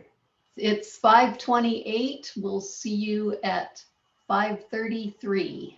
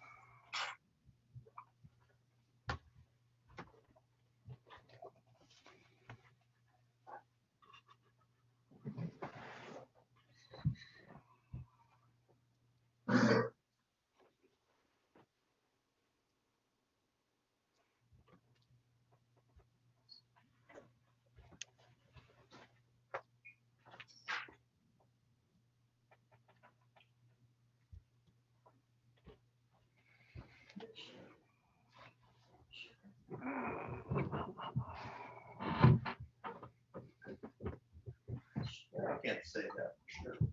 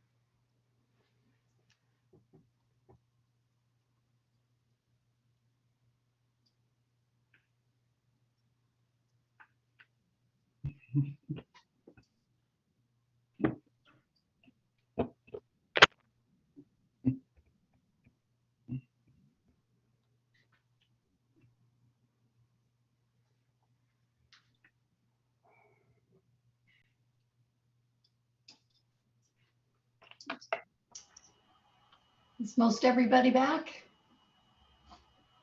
Turn to go. Okay, it's 5:33. We'll resume our meeting. And just going to talk about our third application today, which is a design review. And we're going to do the following, the same procedures. I'm going to open the hearing. We'll let the applicant give us an overview of the development. Staff will give us report. Any questions or comments will be heard from the commission for either the applicant or staff, followed by general questions or comments from the public. The applicant can respond to those questions or comments. And then we'll close the public testimony portion of the hearing and we'll discuss amongst the commission on formulating findings and determining whether the requirements of the ordinance have been met. The application to be considered is a design review for lot 13, an undeveloped property on Lanita, from Donnie Schmidt on behalf of the owners, Sean and Melissa Pierce, in the commercial zone. So let's go through our typical questions. Are there any members of the commission who must announce any actual or potential conflict of interest, bias, or ex parte contact, including site visits? Phil, do you want to start? No bias, no contact, no conflict of interest, and I have visited the site. Thank you. John? No bias, no contact, no conflict of interest, and I visited the site. Thank you. Jenna? I visited the site, no contact, no conflict of interest, no bias. Great. Steve? I visited the site. I had no contact. I am not biased. There's no conflict. Thank you. Bert? I have visited the site. I have no bias, no conflict. Okay. And Lee? I have visited the site and I also have no conflict, no Bias? I'm sorry. I got road worry here. Yeah, no bias, no conflict of interest, no Okay, ex parte contact. great. And I also have visited the site. I have no conflicts of interest, no bias, and no ex parte contact. Does any member of the audience wish to challenge the right of any member of the commission to hear this matter by reason of actual or potential conflict of interest, bias, or ex parte contact? I'm not hearing any, so we will move forward. Okay, is the applicant or representative here? I am. I don't have my video, so this is Donnie Schmidt. Welcome. Hi, I don't know if you can give me video or if that's necessary, if you want to see my ugly mug or. It helps, but I don't know if that's on our end or on Oh, yours. there it goes. It just got me access. Wonderful. Okay, great. All Thanks, Judy. Okay. Hi, everyone. As I mentioned, I'm Donnie. I'm with Centerfield Studio. I'm also here joined with my colleague, Reese Campbell. We're the architects for the project. We're also joined with the clients, Sean and Melissa Pierce, and they are both currently residents of Manzanita. Collectively, we're both very excited. We're natives of Oregon, and this is definitely a neat project for all of us as many memories in Manzanita. Project as mentioned, mixed use development, 1,200 square feet ground floor commercial, just over 1,300 square feet of residential, a single unit above. We're proposing to limit our floor area to 2,525 square feet. That's less than 80% of the max floor area, or that's approximately 80% of the max floor area allowed. By doing that, it gives us a greater opportunity to create better open spaces. Currently, the project is proposing to landscape nearly 45% more than the required amount, and plantings per the design review, of course, are almost exclusively local native and trees and shrubs.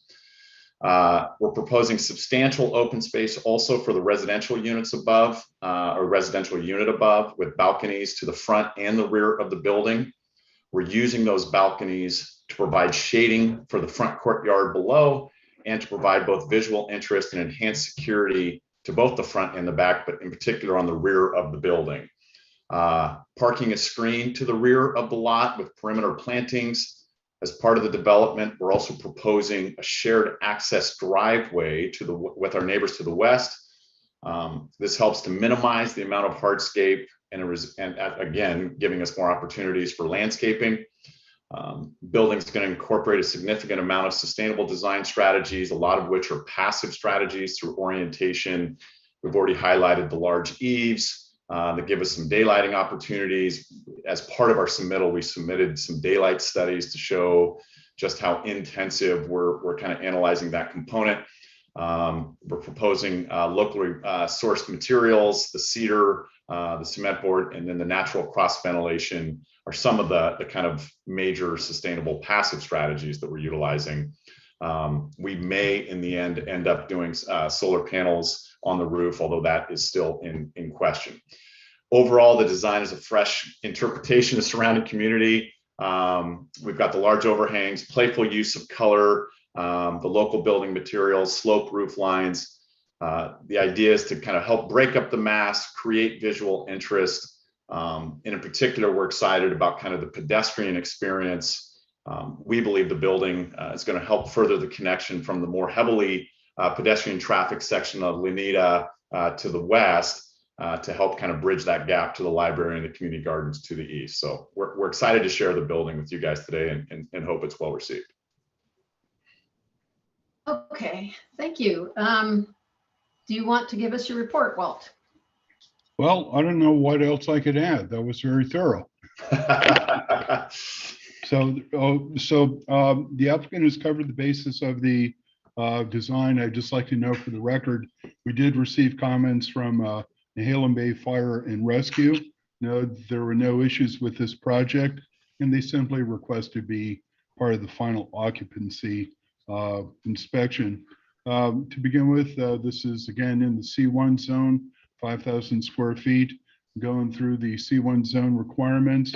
The building meets all the setback requirements of the zone, does not exceed the height limitation. exceeds the landscaping area for the zone. Has to be at least 500 square feet. They have 1,130 square feet. The applicant noted the awnings, or I should say the overhang. We have the overhang on the second story that covers a part of the sort of open space on the first floor or ground floor, and nothing extends into the sidewalk area, or nor does it extend more than 10 feet from the building. The floor area ratio, I made an error in my calculations. Boy, this is a bad day. It is not 3.34, it is 0.505, which is still well within the requirements of the zone. Any signs that will be put on the building or on the property need to get a separate sign permit. 5 spaces are required based on the code. Commercial zone of 5,000 square feet with a mixed use. 1 parking space for the residents and 400 square feet for the commercial space, which totals 4 spaces. The layout includes 5. One of the spaces is ADA. This is very interesting. Boy, I'm not sure what else to add in terms of the finish. Has the shiplap siding on the second floor. Also a lot of wooden trim on the structure, contrast in colors for the building. I noticed that this is similar to some of the buildings that were, make sure we get this right, a little bit to the south. There are 2 commercial buildings.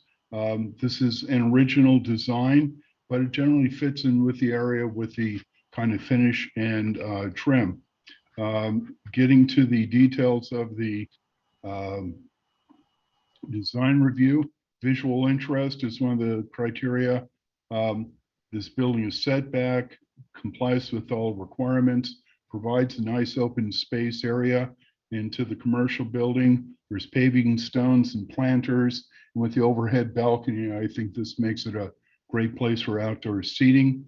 The site will obviously be cleared to accommodate the new structure and parking. And not all the vegetation will remain, but there will be supplanted with new tree and shrub planting that exceeds the minimum requirement. This is also consistent with, I think, other buildings along the area. In fact, if you can go structures to north or the south, there is a definite open space for these commercial buildings or the old city hall. And I think this design is consistent pattern, if you will, of structures in this area. There will be mechanical equipment here, but it'll be on the ground floor. Make sure I get my direction correct. Northeast corner of the building, share space with the waste and recycling equipment. Finally, with regard to architectural and landscaping, I think they're generally consistent structure, generally consistent in finish, color, and style. With majority of the buildings in the vicinity, there's wooden exterior, or at least wooden texture exterior. As many adjacent structures, corrugated siding or unusual. It's not a Frank Gehry building. Plantings, again, I've reviewed the plantings. They certainly exceed the minimum requirements. They indicated some of the drainage plans as well, but again, that will be kind of reviewed when you get into the building permits in terms of the detail. There's different types of siding and finish. You have a nice, there's wooden trim, large windows on the ground floor, and that contrasts with the second floor. I think that goes a long way on the design. Did not see any significant locations of lighting other than by the doorway. Any lighting plan has to go through building anyway, but it appeared to be minimal, just enough to kind of at the entranceways and also safety for the folks who live upstairs. And, you know, this is not an architectural match with surrounding properties, but it's generally, in terms of the finish of the material, it is compatible. You have 2 floors that have different exterior finishes. Second floor has a balcony overhang. And I think in combination with the relatively large expanse of windows on the first floor, I think this design avoids creating a single monolithic structure. Certainly staff's recommendation that the Planning Commission approve this application subject to the conditions in the staff report. And as I noted, a modification in the findings that corrects the floor area ratio. And with that, that's a staff report. Okay, any questions from the commission to either the applicant or staff?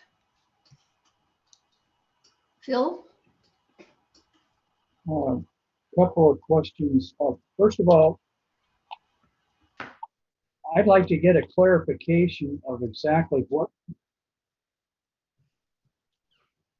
I'd like to get a clarification as to what drawings I should be looking at, because I've got duplicate drawings here. I have some drawings that are not listed on the residential design drawing sheets, and I have duplicates of A200 series. So can somebody tell me what drawings I should be having?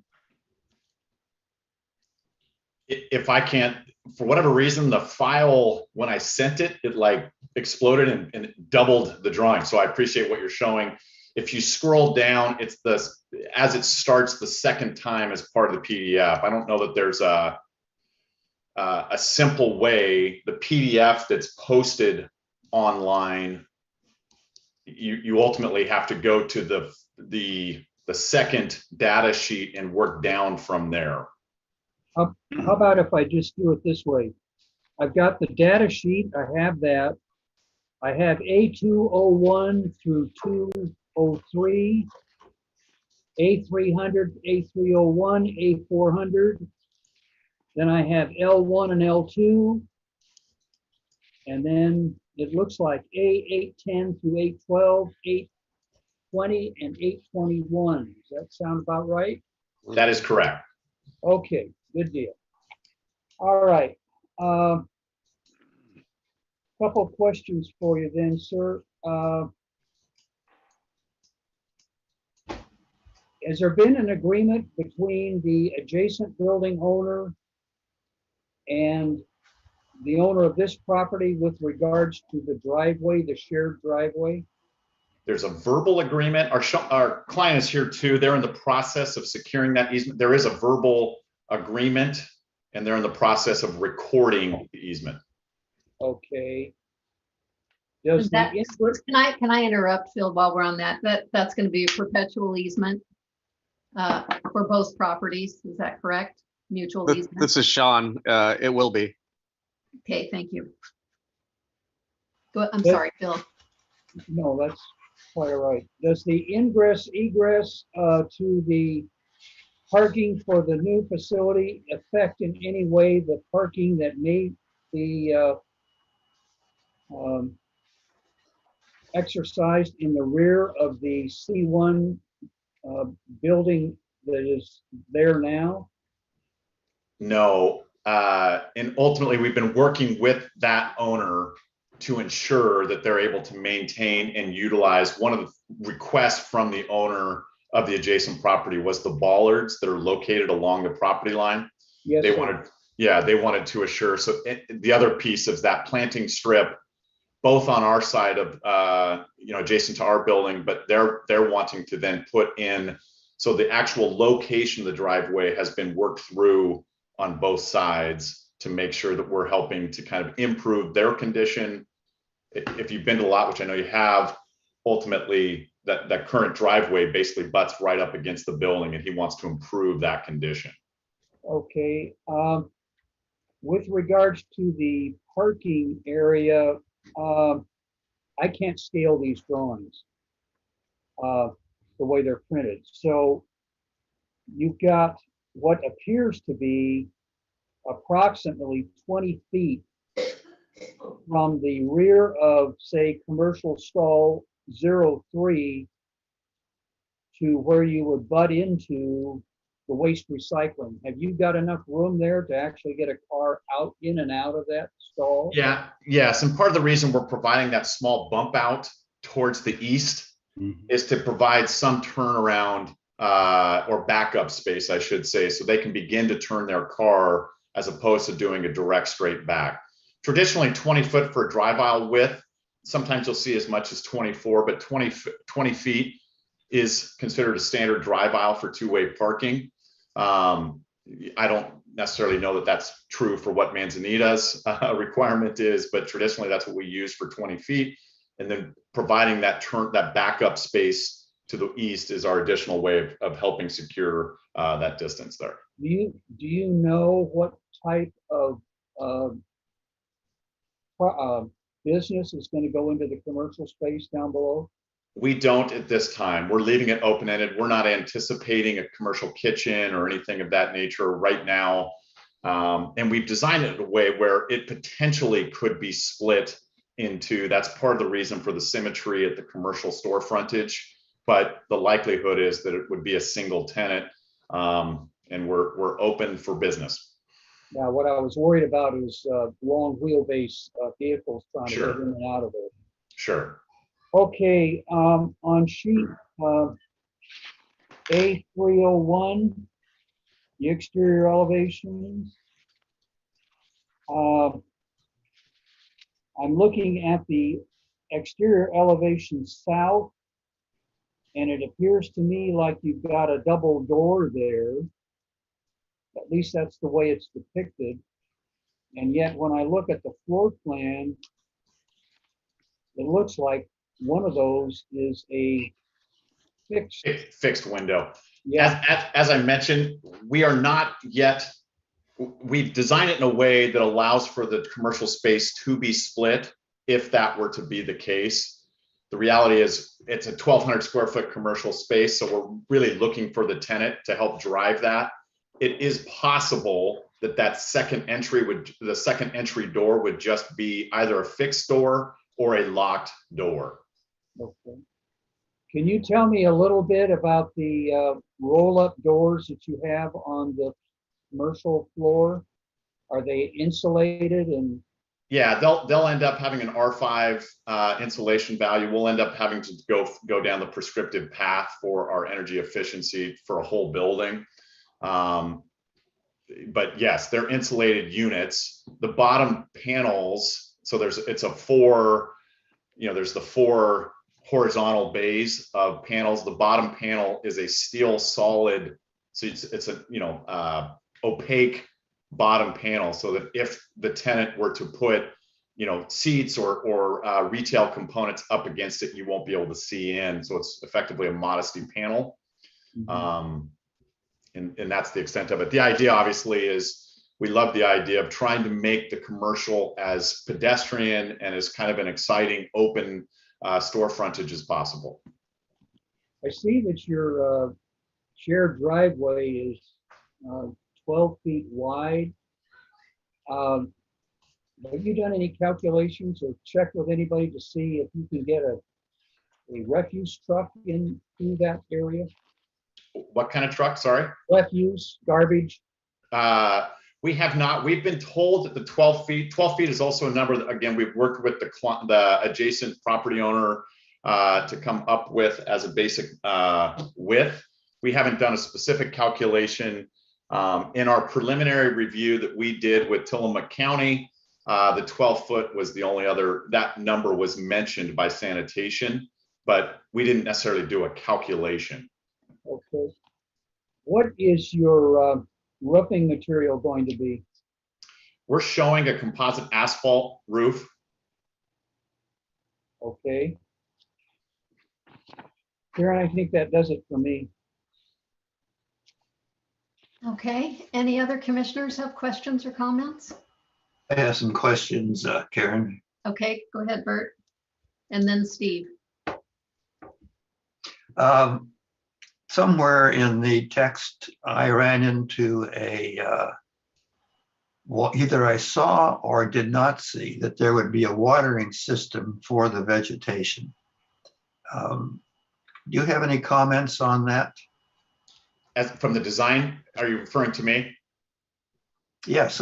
Yeah, I mean, obviously we're in a perfect, so most, if not all of the plantings are native, you know, and so we're going to try to limit the amount of required watering for the site. We need to, we're not the landscape architects. We'll ultimately have an irrigation plan for the site.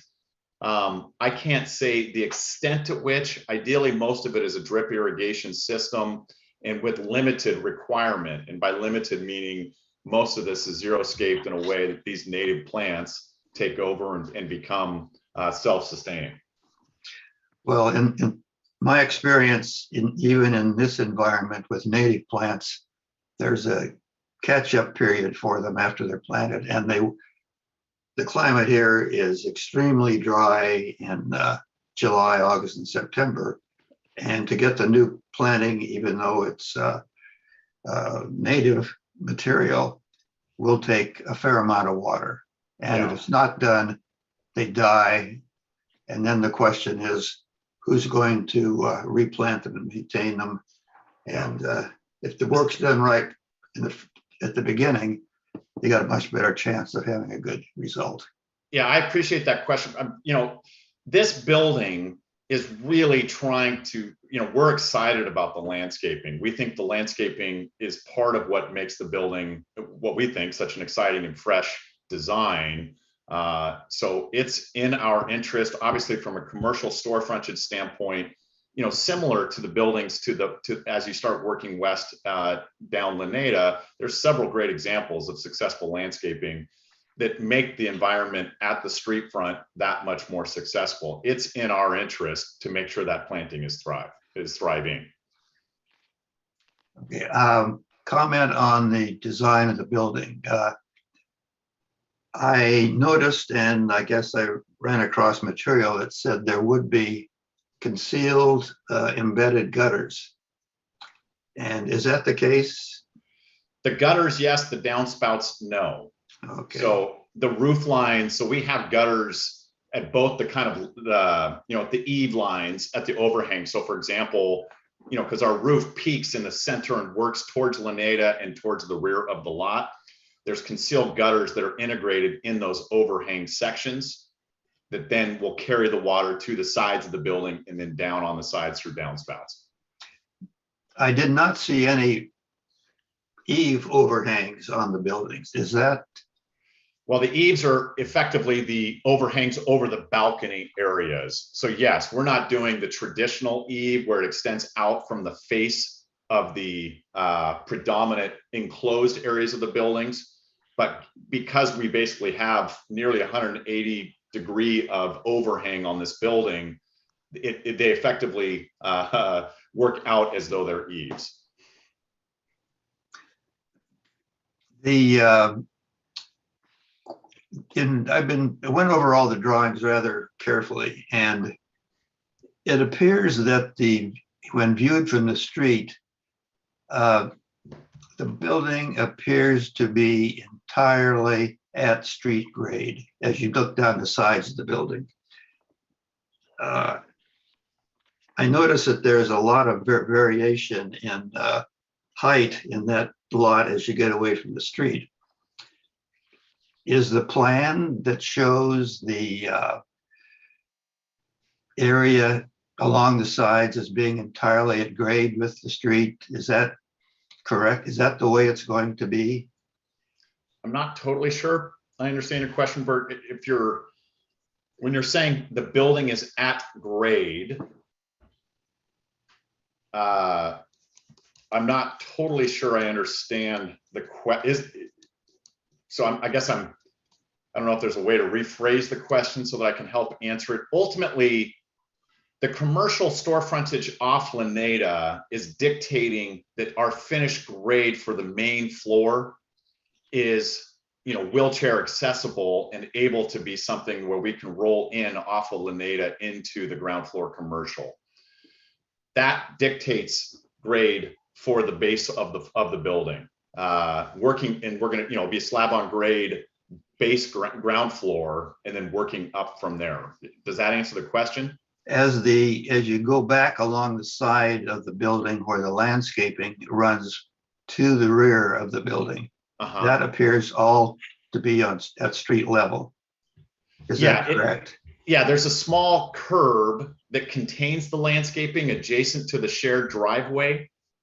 There's also, because of some lot, basically the high point is to the east, working, and it varies. The lot kind of has a little bit of a unique topography. It kind of swales in the middle, and towards the rear, there's a little bit of a swale as well. The high point, though, is largely along City Hall.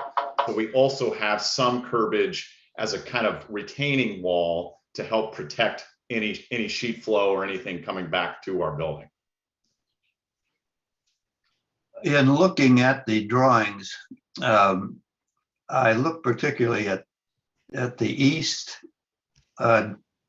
view on A300 and compared that with the parking shown in the floor plan on level A of 201. And there seemed to be some discrepancy in those drawings as to that's that curve that I'm referring to. So the curb ultimately is a containment. We're trying to limit runoff from our driveway, and so all of our site drainage from the driveway curbs back to the middle of the parking lot. And so we have a elevated planter that effectively forms a perimeter around our building. And partly, as I mentioned also, is that due to the east property line being higher than our finished grade of building, or finished elevation, finished floor, we have to provide some sort of containage to limit sheet flow and to help improve our stormwater condition. Okay, that's all I have right now. Steve, you wanted to go next? Yes, I will. Thank you. I noticed on the balcony, is there a provision there for distribution of rainwater? Is there a gutter system off that balcony to protect the commercial people down beneath it? Yeah, we'll ultimately have some, to be honest with you, we have yet to ultimately design that component, but yes, we'll end up with a gutter that'll be somehow integrated and concealed into that guardrail system. It's similar to what we're describing for the fascia, for the concealed gutters on the roof line. We'll have some sort of fascia gutter that you won't see from the street front. Okay, thank you. Don't know what your customer, the clients are going to be for renting there. I was just wondering if it's going to be daylight hours. I didn't see any provision for parking in the back for security or for cars that may park there at night. Is there any provision for that? We haven't got yet to, I think that somewhat becomes dependent on the specific tenant. If there's a unique type of tenant that becomes available, that could be something. And certainly we'd understand that if there's a lighting criteria that's necessary. What we have focused on is very limited low voltage lighting, up lighting at trees, for example, and everything else is specific to entryways and things of that, kind of very sites or building specific lighting.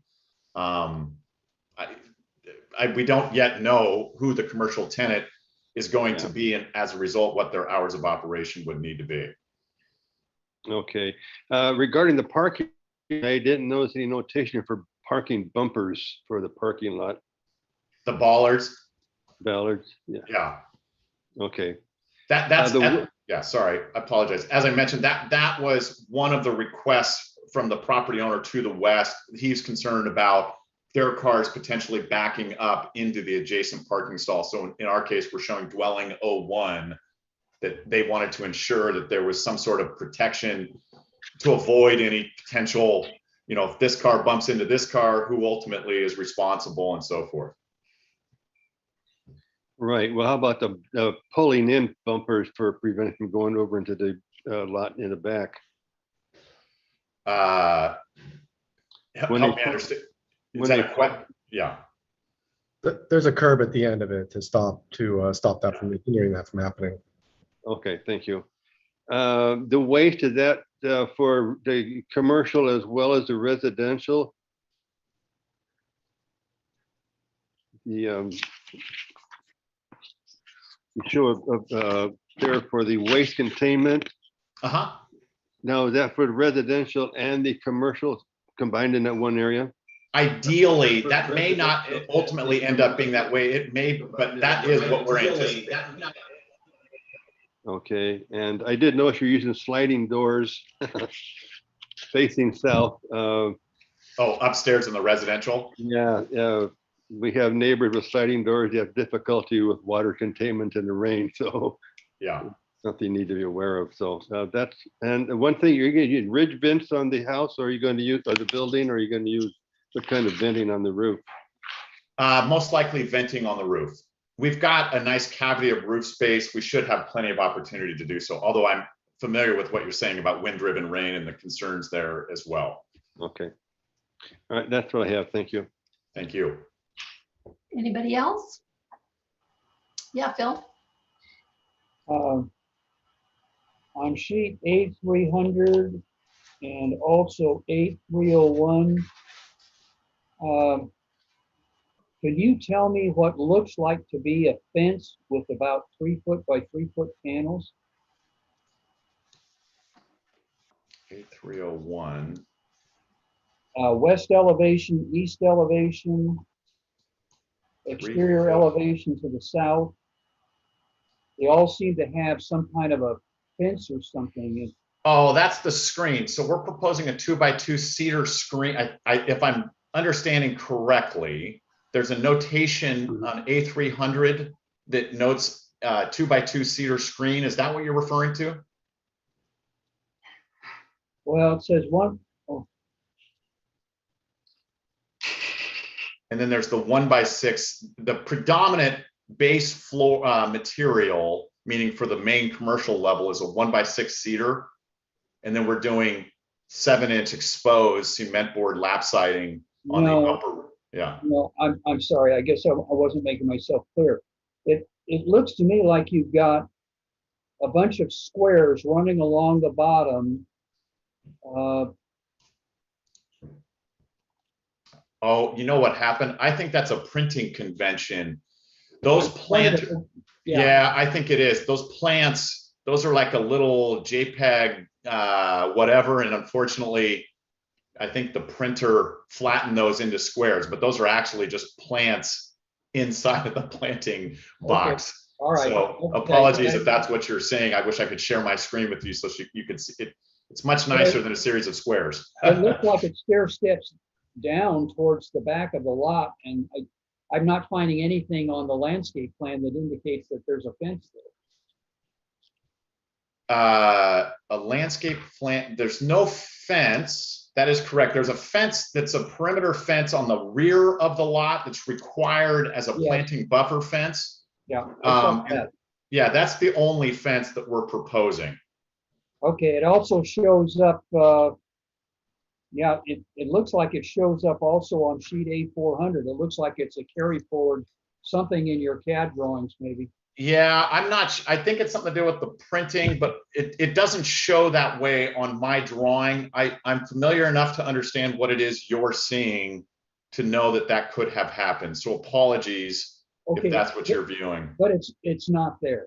It's not there. No, those are, unfortunately, those are plants. They're just little, you know, light grayscale plants, but it sounds like they're printing like as a flattened square instead of the actual profile of the plant. All right, thank you. Sorry. Anybody else? Okay, I'll go. I have a question first for, it's regarding the lighting. On the upper unit, on the balcony, do you intend to have lighting over the balcony doors? And yeah, we have inside a soffit or directed back toward the building as opposed to being visible from the ground level? It could, so this could be something to change. What we're showing is recessed down lighting. in the soffits of the balcony. It could be that these are up down wall sconces. You know, if there's concern that looking up, so if you go to the rendering, the A820 rendering. The what? A820, it's the supplemental, it's the rendering from the southwest corner perspective. Okay, give me 1 second to get there. My computer is drawing very slowly with Yeah, well, the Zoom meeting. Zoom does not help that cause, yeah. Yeah. Okay, so this is after the landscape plan. A 820. Okay, almost there, almost there. And oh, by the way, while I'm waiting for my computer to draw, I do want to say thank you very much for providing these renderings that show the building in comparison to what's adjacent. I would have loved to have seen one from the other side. We had that. Showing the building to the west. Yeah. But yeah, okay, I'm looking at your A820. Right. So you can see there's some dots that are up in the soffit on the balcony area on the upper level. Those are recessed down lights. Can you see those black circles? Yep. So you're seeing the panel layout of the cement board soffit, and then those circles would be proposed recessed down lights. Our thinking was those would be wall wash recessed down lights that would point back towards the residential unit and help wash, you know, so that whole balcony, we love the idea of seeing that as kind of a glowing thing. Those could be up lights. We could put them in the deck is a possible scenario. The other scenario would be we could do wall sconces that could be up down wall sconces. But we do want to have some measure of lighting out there. Well, yeah, that's important. Yeah. It's helpful to us when we're doing this to know that those decisions have been made. Sure. Because that way we don't approve your design and then have something that is. No, yeah, I mean, so that I'm saying, we want to know what we're looking at. So totally. What we have designed, what we have put into the drawings, what is a part of our proposal is as shown in this rendering with recessed downlights. Okay, and generally shielded from the street or aimed toward the building rather than aimed toward the street. Correct. Those have nothing to do with being aimed towards the street. Those are directly, they're effectively point lights pointing toward the straight balcony specific. Correct. Okay. Okay, and then it looks like sconce lighting on the back of the building. Correct. Okay, great. And you don't, apologies, and you don't see, there's additionally recessed down lighting in the overhang at the commercial area as well. Okay, okay. In the front. Correct. Okay. And then I don't see, did you address parking lot lighting already? We didn't specifically add any additional parking lot lighting. The only thing we're proposing is low voltage landscape lighting and then lighting at the building. Okay, so landscape lighting in front and back? Correct. Okay, great, thank you. That answers my questions. Oh, one other, this is a question I guess more for Walt. If there are two tenants, which I know it's a small space, so that's an iffy thing, but since this is designed potentially for two tenants, does that change the parking if there are two businesses in the lower level?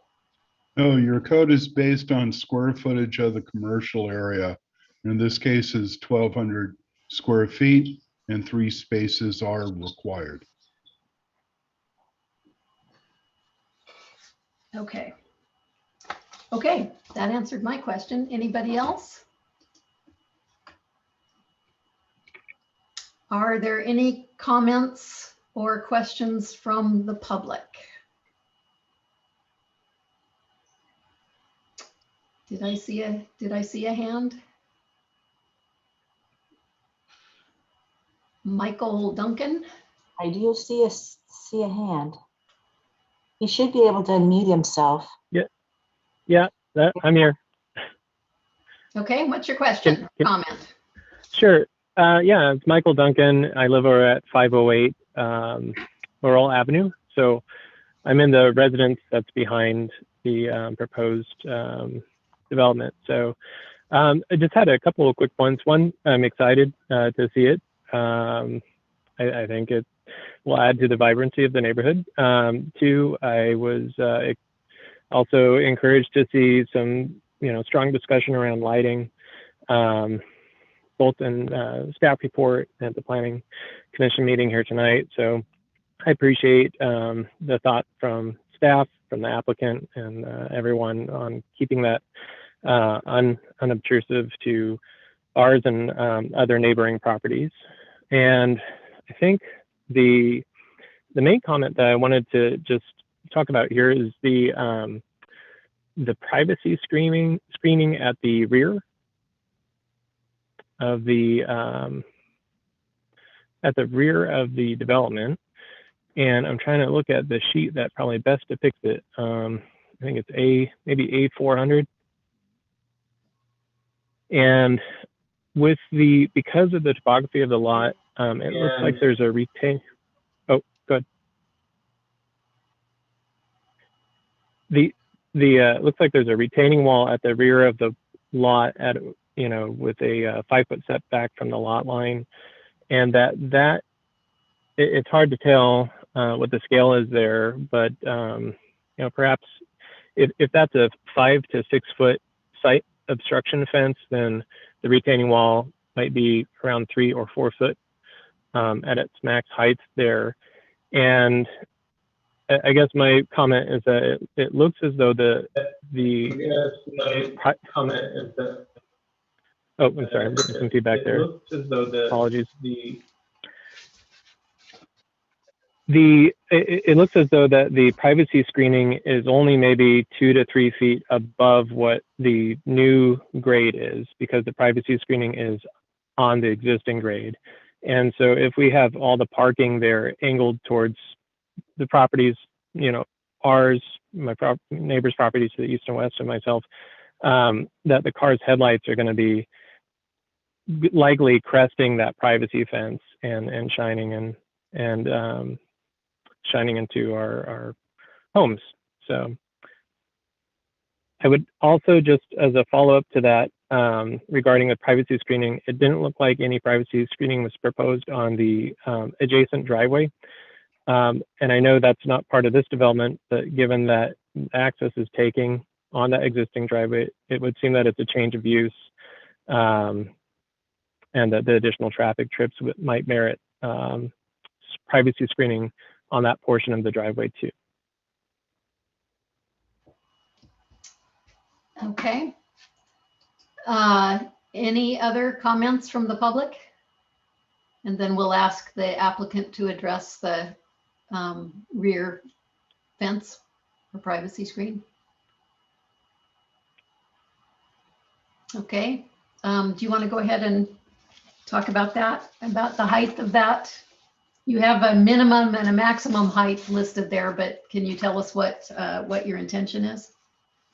Yeah, I think so it's a very good question and a fair question. I think part of the reason we are proposing the planting and the extent of planting that we're showing is to address some of those concerns. So we're providing coast willows and vine maples. Obviously the vine maples don't carry their leaves in the winter time, but the coast maples do a good job of staying relatively year-round full. And they also grow at a height that is relatively high, sometimes depending on trimming and things of that nature, 12, 14 feet tall. And so the hope there is that we're densifying enough along that area to provide significant screening through plantings as well as through the tree. Zoning code doesn't allow us to build on a building setback greater than that 6 feet for a fence. And so we're limited in terms of the height that we're going to build there in terms of a physical built structure. So planting really is kind of a prevailing way of tackling that. So that would be our response.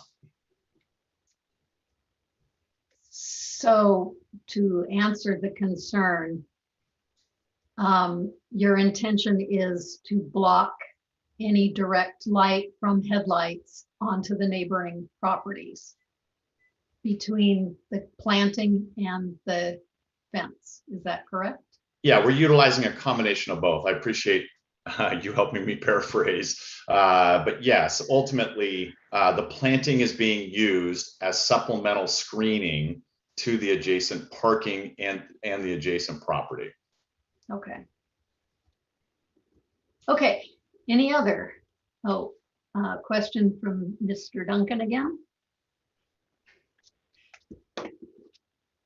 Yeah, thank you. I guess, and my apologies for not knowing the code in and out here, but I think in the terms of the intent and spirit of privacy screening, something that is, it might have even actually said evergreen plantings, if plantings were to be used in lieu of a fence, but 4.080, and again, I apologize for not having it up, might have specifically said fence for screening. Concerns is that, vegetation being seasonal, people park year round. And especially with FHWA requirements of headlights to be 2 foot minimum, 4 foot maximum, my concern is that, a fence that may sit 1.5 foot, 2 feet above the grade, the proposed new grade, would not mask that activity. And I'm just talking about headlights, but I think when commercial abuts residential, I hope the privacy screening would screen all activity, with the intent 5 foot minimum, 6 foot maximum. 5 foot minimum, 6 foot.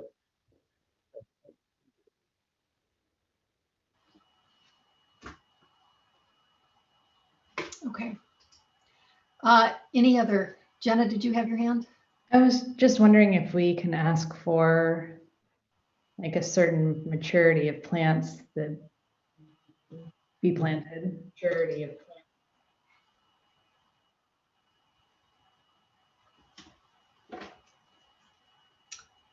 I see. So you're asking that the plants be a certain, they can't be babies and take 10 years to grow.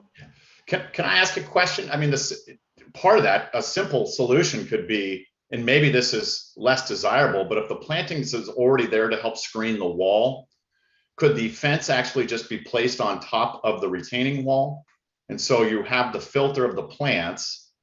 Right now, the fence is because it's a privacy fence as required by the zoning code. But ultimately, given the lot, the slope as it continues down, I think it's a fair comment.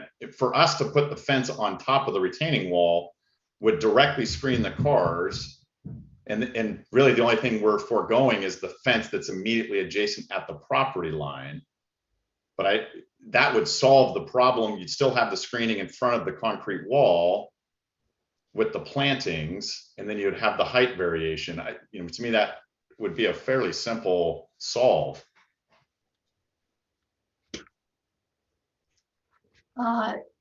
Lee, do you want to comment on that? Yeah, Donnie, I appreciate trying to solve this issue because clearly it's important for the neighboring property. But putting it on top of the curb is going to limit your available parking distance from the building because the curb is there to stop vehicular rolling over. Right. Well, the curb, the parking stalls are 20 feet deep to begin with. So we could have additional curb stops for the individual cars placed within the stalls before that. And so I mean, hopefully we don't have any tires hitting the edge of the concrete back wall. That's not the goal. I think we would put curb stops additionally And the fence is going to further help that from getting cars to park back into it. All of that said, I think where you were going, Lee, the one challenge is, as we talk about backing up from the car, when you have a fence, that's going to encourage cars not to park as close to the fence. That's going to make that 20-foot drive aisle. Although it's a sufficient drive aisle, it just means cars are going to be less likely to push close up to the full length of that 20-foot stall. Thank you. I just didn't want your potential save on this to impact the availability of parking, adequate parking. You know what, the thing that does come to mind though would be if in combination with that retaining wall, the height of that fence. So if we're now a 5-foot fence plus the retaining wall, that thing in totality on the north side of the lot is going to be a relatively tall fence, you know, as much as 8 feet, for example. And I would have to look to see if there's an issue with that fence being, if you understand what I'm saying. So in section, yeah. So that's the one thing that jumps out in my mind as a potential concern. I can't speak for Manzanita, but in the city of Portland, that's actually addressed. And the fence on top of an abutment or a retaining wall is actually measured from the high side for height. But there isn't, it's not addressed. It's not addressed in our zoning ordinance. Okay. Okay. Do we need to carve out an exception or a condition, or are the plans as submitted going to be adequate to meet the privacy screen needs? A couple of things. The code simply says you need to have a 5 or 6 foot high fence. It doesn't specify exactly where that fence is located, as long as you have some screening between the parking area and the adjacent property. The other thing too is that the code, now you have a concrete curb there, but you can also use those smaller, shorter curbs, if you will, as Donnie, as you were saying, to go ahead and prevent the car from bumping into the curb or the fence, and that is perfectly legitimate. I think in this case, we do not have any other direction with our code that I'm aware of, and it might be just sufficient to say located on the, I want to use the word berm, but located on the, help me out here. Site wall. Side wall, yes, just pop it on the side wall. And it does two things. It obviously reduces noise, lights, glare, the whole bit. And I think that's beneficial for everyone here. So I want to make sure that when we're looking at this landscape plan that shows the parking spaces and the planting and the location of the fences identified, are we talking about moving the location of that fence to in front of the planting area, between the planting area and the parking lot? Because I want to make sure that what we approve here is gives our building department appropriate direction on how they approve the occupancy. Want to make sure that everything is where it's supposed to be. So if we're talking about moving that, we need to make sure that we carve out an exception for that in our findings. Does that make sense? Yes. Okay. Karen, the planting that's shown on my drawings here is at the ground level of the neighbors' backyards. Is that correct? Mm-hmm. And that would be the planting that's significant to screen the wall itself and the part of the fence and break up the the visibility of that whole thing, which for the neighbors, which I think would be good. And I think that putting the 5 or 6 foot fence at the grade of the parking lot would be a very, useful barrier, visual barrier for the neighbors. Yeah, I know from a design perspective, we're happy to do it. We think that actually it is totally doable and makes complete sense. So all we have to do is get this in as a condition of approval, I presume. Is that right, Karen? Right, anything that's changed from the original drawings, we want to make sure that we show that it could be as easy as the privacy screen on the east wall will be moved, 5 feet or 4 north, feet, wherever it is. North, thank you. North wall, yeah, Thank sorry. you. North, on the north property boundary will be moved 5 feet or Yeah. whatever that distance is. Yeah. In from the property line, and everything else would be the same. Do you have something different to say, Lee? Yeah, Donnie, if that were to happen, and it sounds like you're agreeable to putting the fence on top of the retaining wall, but if that were to happen, is there adequate access then for landscapers and maintenance people to get back to your plantings? Yeah, well, the one spot that's a little awkward is to the northeast corner where the parking doesn't actually go all the way to the lot, to the side yard. And so my thinking is we would return that fence working towards the south, and we would have some sort of access pathway where the turnaround, that kind of bump out is, that would be a pathway down below. Okay. The hope is that the planting buffer then doesn't need to be contiguous all the way from property line to property line. And that somehow, I mean, that's where that you can see there's a little bit of an awkward detail right there to resolve. I'm not sure yet what that is. Do you think it's doable? I think it's doable. Okay. All right. Yay. Okay. Yeah, go ahead. Steve, are you muted? Excuse me. On your drawing, L1 shows the property line. It shows your curbing, it shows your planting, and it shows your fence on complete north side. That's not workable? Your landscape plan? What we're talking about, Steve, is moving that fence to sit on, so it's going to sit on the opposite side of that planting buffer, right, immediately on top of the parking area. And so the question is we'd effectively, in order to maintain that planting buffer that's now going to be on the opposite side of a fence, is what do we have in terms of access around that fence to get back to maintain those plants? Right. Well, I guess the question I had was that why you already got a fence back there on the property line, 5 to 6 feet. You got your vegetation, and then you got your curbing. So I'm kind of at a loss as to why you're moving the fence into the part on the other side of the vegetation. I think from my perspective, we're listening to what the neighbor to the north is saying, and I think it's a fair comment about the driveway itself and the parking stalls being at a location that's approximately 2 feet higher, 3 feet higher in places. It varies. So the low point is to the northeast, the higher point.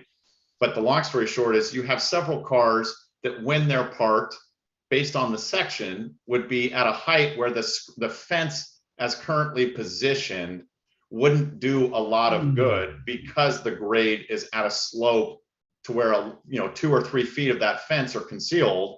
And so the headlights of a car are going to crest over the top of that fence. I follow you. Okay, well, I'm trying to make it simple. It's not going to work. I mean, when we put the fence there, we think the willows are going to do a lot, the density of the plantings. That's why we're increasing and putting the amount of plantings that are there. At some point, we're kind of doubling down by moving the fence. We think that's I'm hearing the comment and saying, look, we're happy to work on that to address it so that our neighbor to the north feels great about what we're accomplishing. Thank you for your considerations. That's actually a good deal. Okay. Any other questions or comments? Then I'm going to close the public hearing portion or the public input portion, and we'll have the commission talk amongst ourselves to formulate findings and determine whether the requirements have been met. Anybody want to go first?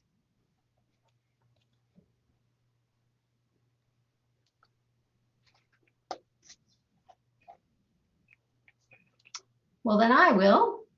I'm going to suggest that someone might want to propose a motion that follows our option B, the motion to approve with modified findings or conditions, that we would approve this as submitted with, I'm going to say 2 exceptions or 2 conditions. One would be that a shared driveway agreement be recorded before occupancy, or maybe even before building starts. And then secondly, that we, just as we discussed, that the privacy fence on the north side be moved to the grade of the parking lot. So, Can I offer a comment on those two? yep. Ma'am?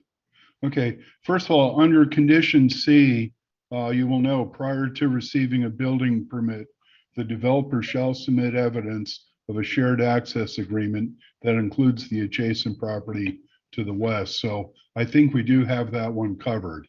So Okay, I'm going to suggest that not just that there's evidence of it, but that it be recorded. recorded. Excellent. Okay. And thank you for noting that that's already in your, okay, Shall submit of a recorded. right. There we go. Simple enough to do. Okay, simple enough to change. And then my other recommendation would be under condition D, add an item 3, install a 5 to 6 foot fence on the retaining wall located adjacent to the north property line. I think that does identify it. Could you repeat that? Install a 5 to 6 foot fence on the retaining wall located adjacent to the north property line. Could you add to that, the purpose of the fence is to block headlights from automobiles in the parking lot?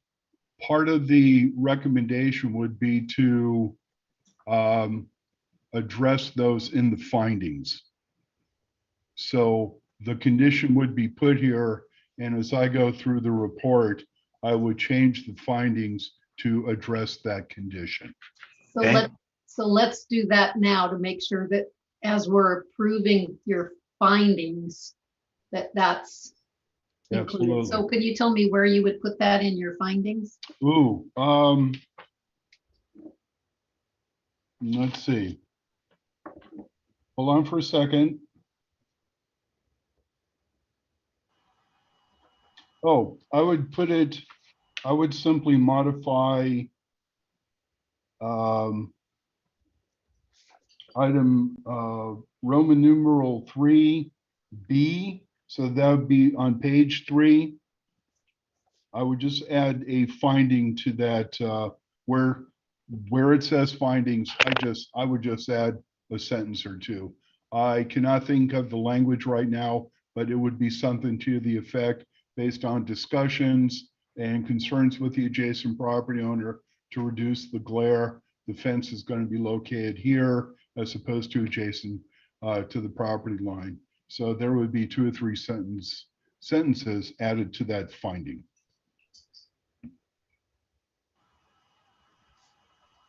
Okay. Okay. Any other discussion? Would anybody like to make a motion?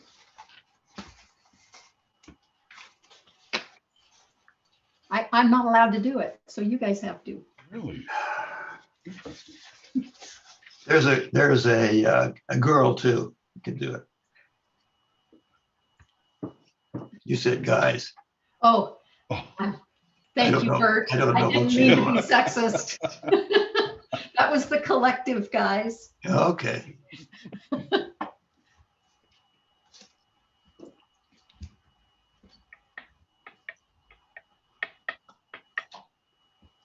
I would make a motion to approve this application with a modification being made to both a recorded agreement between the two adjacent property owners, excuse me, the adjacent property owner to the west for a shared driveway, and that the fenced screening on the north property line be relocated from the property line to the top of the retaining wall. And with those modifications, I would support approving this submittal. Is there a second? I'll I second. second it. Woohoo. I heard Bert first, so Bert gets credit. Any further discussion? All in favor, say aye. Aye. Aye. Any opposed? Okay, we have approved a motion so that this property development can go forward. Thank you all very much. I guess we can close the public hearing portion and move to our last item on our agenda, which is general updates. And I understand that there are no new proposals for our September meeting, but we've just added a continuation of the Manzanita Deli hearing for September. Are we aware of anything else that's coming down the pike or anything we should know about? Either Walt or Layla? Not at this time that I'm aware of. Same here. Okay. Well, if that's the case, then we'll see you all in September, and I need a motion to adjourn. I'll make a motion to adjourn the meeting. Is there a second? I'll second. All in favor, say aye. Aye. Aye. Thank you all very much. Thank you. 6:43, not too bad.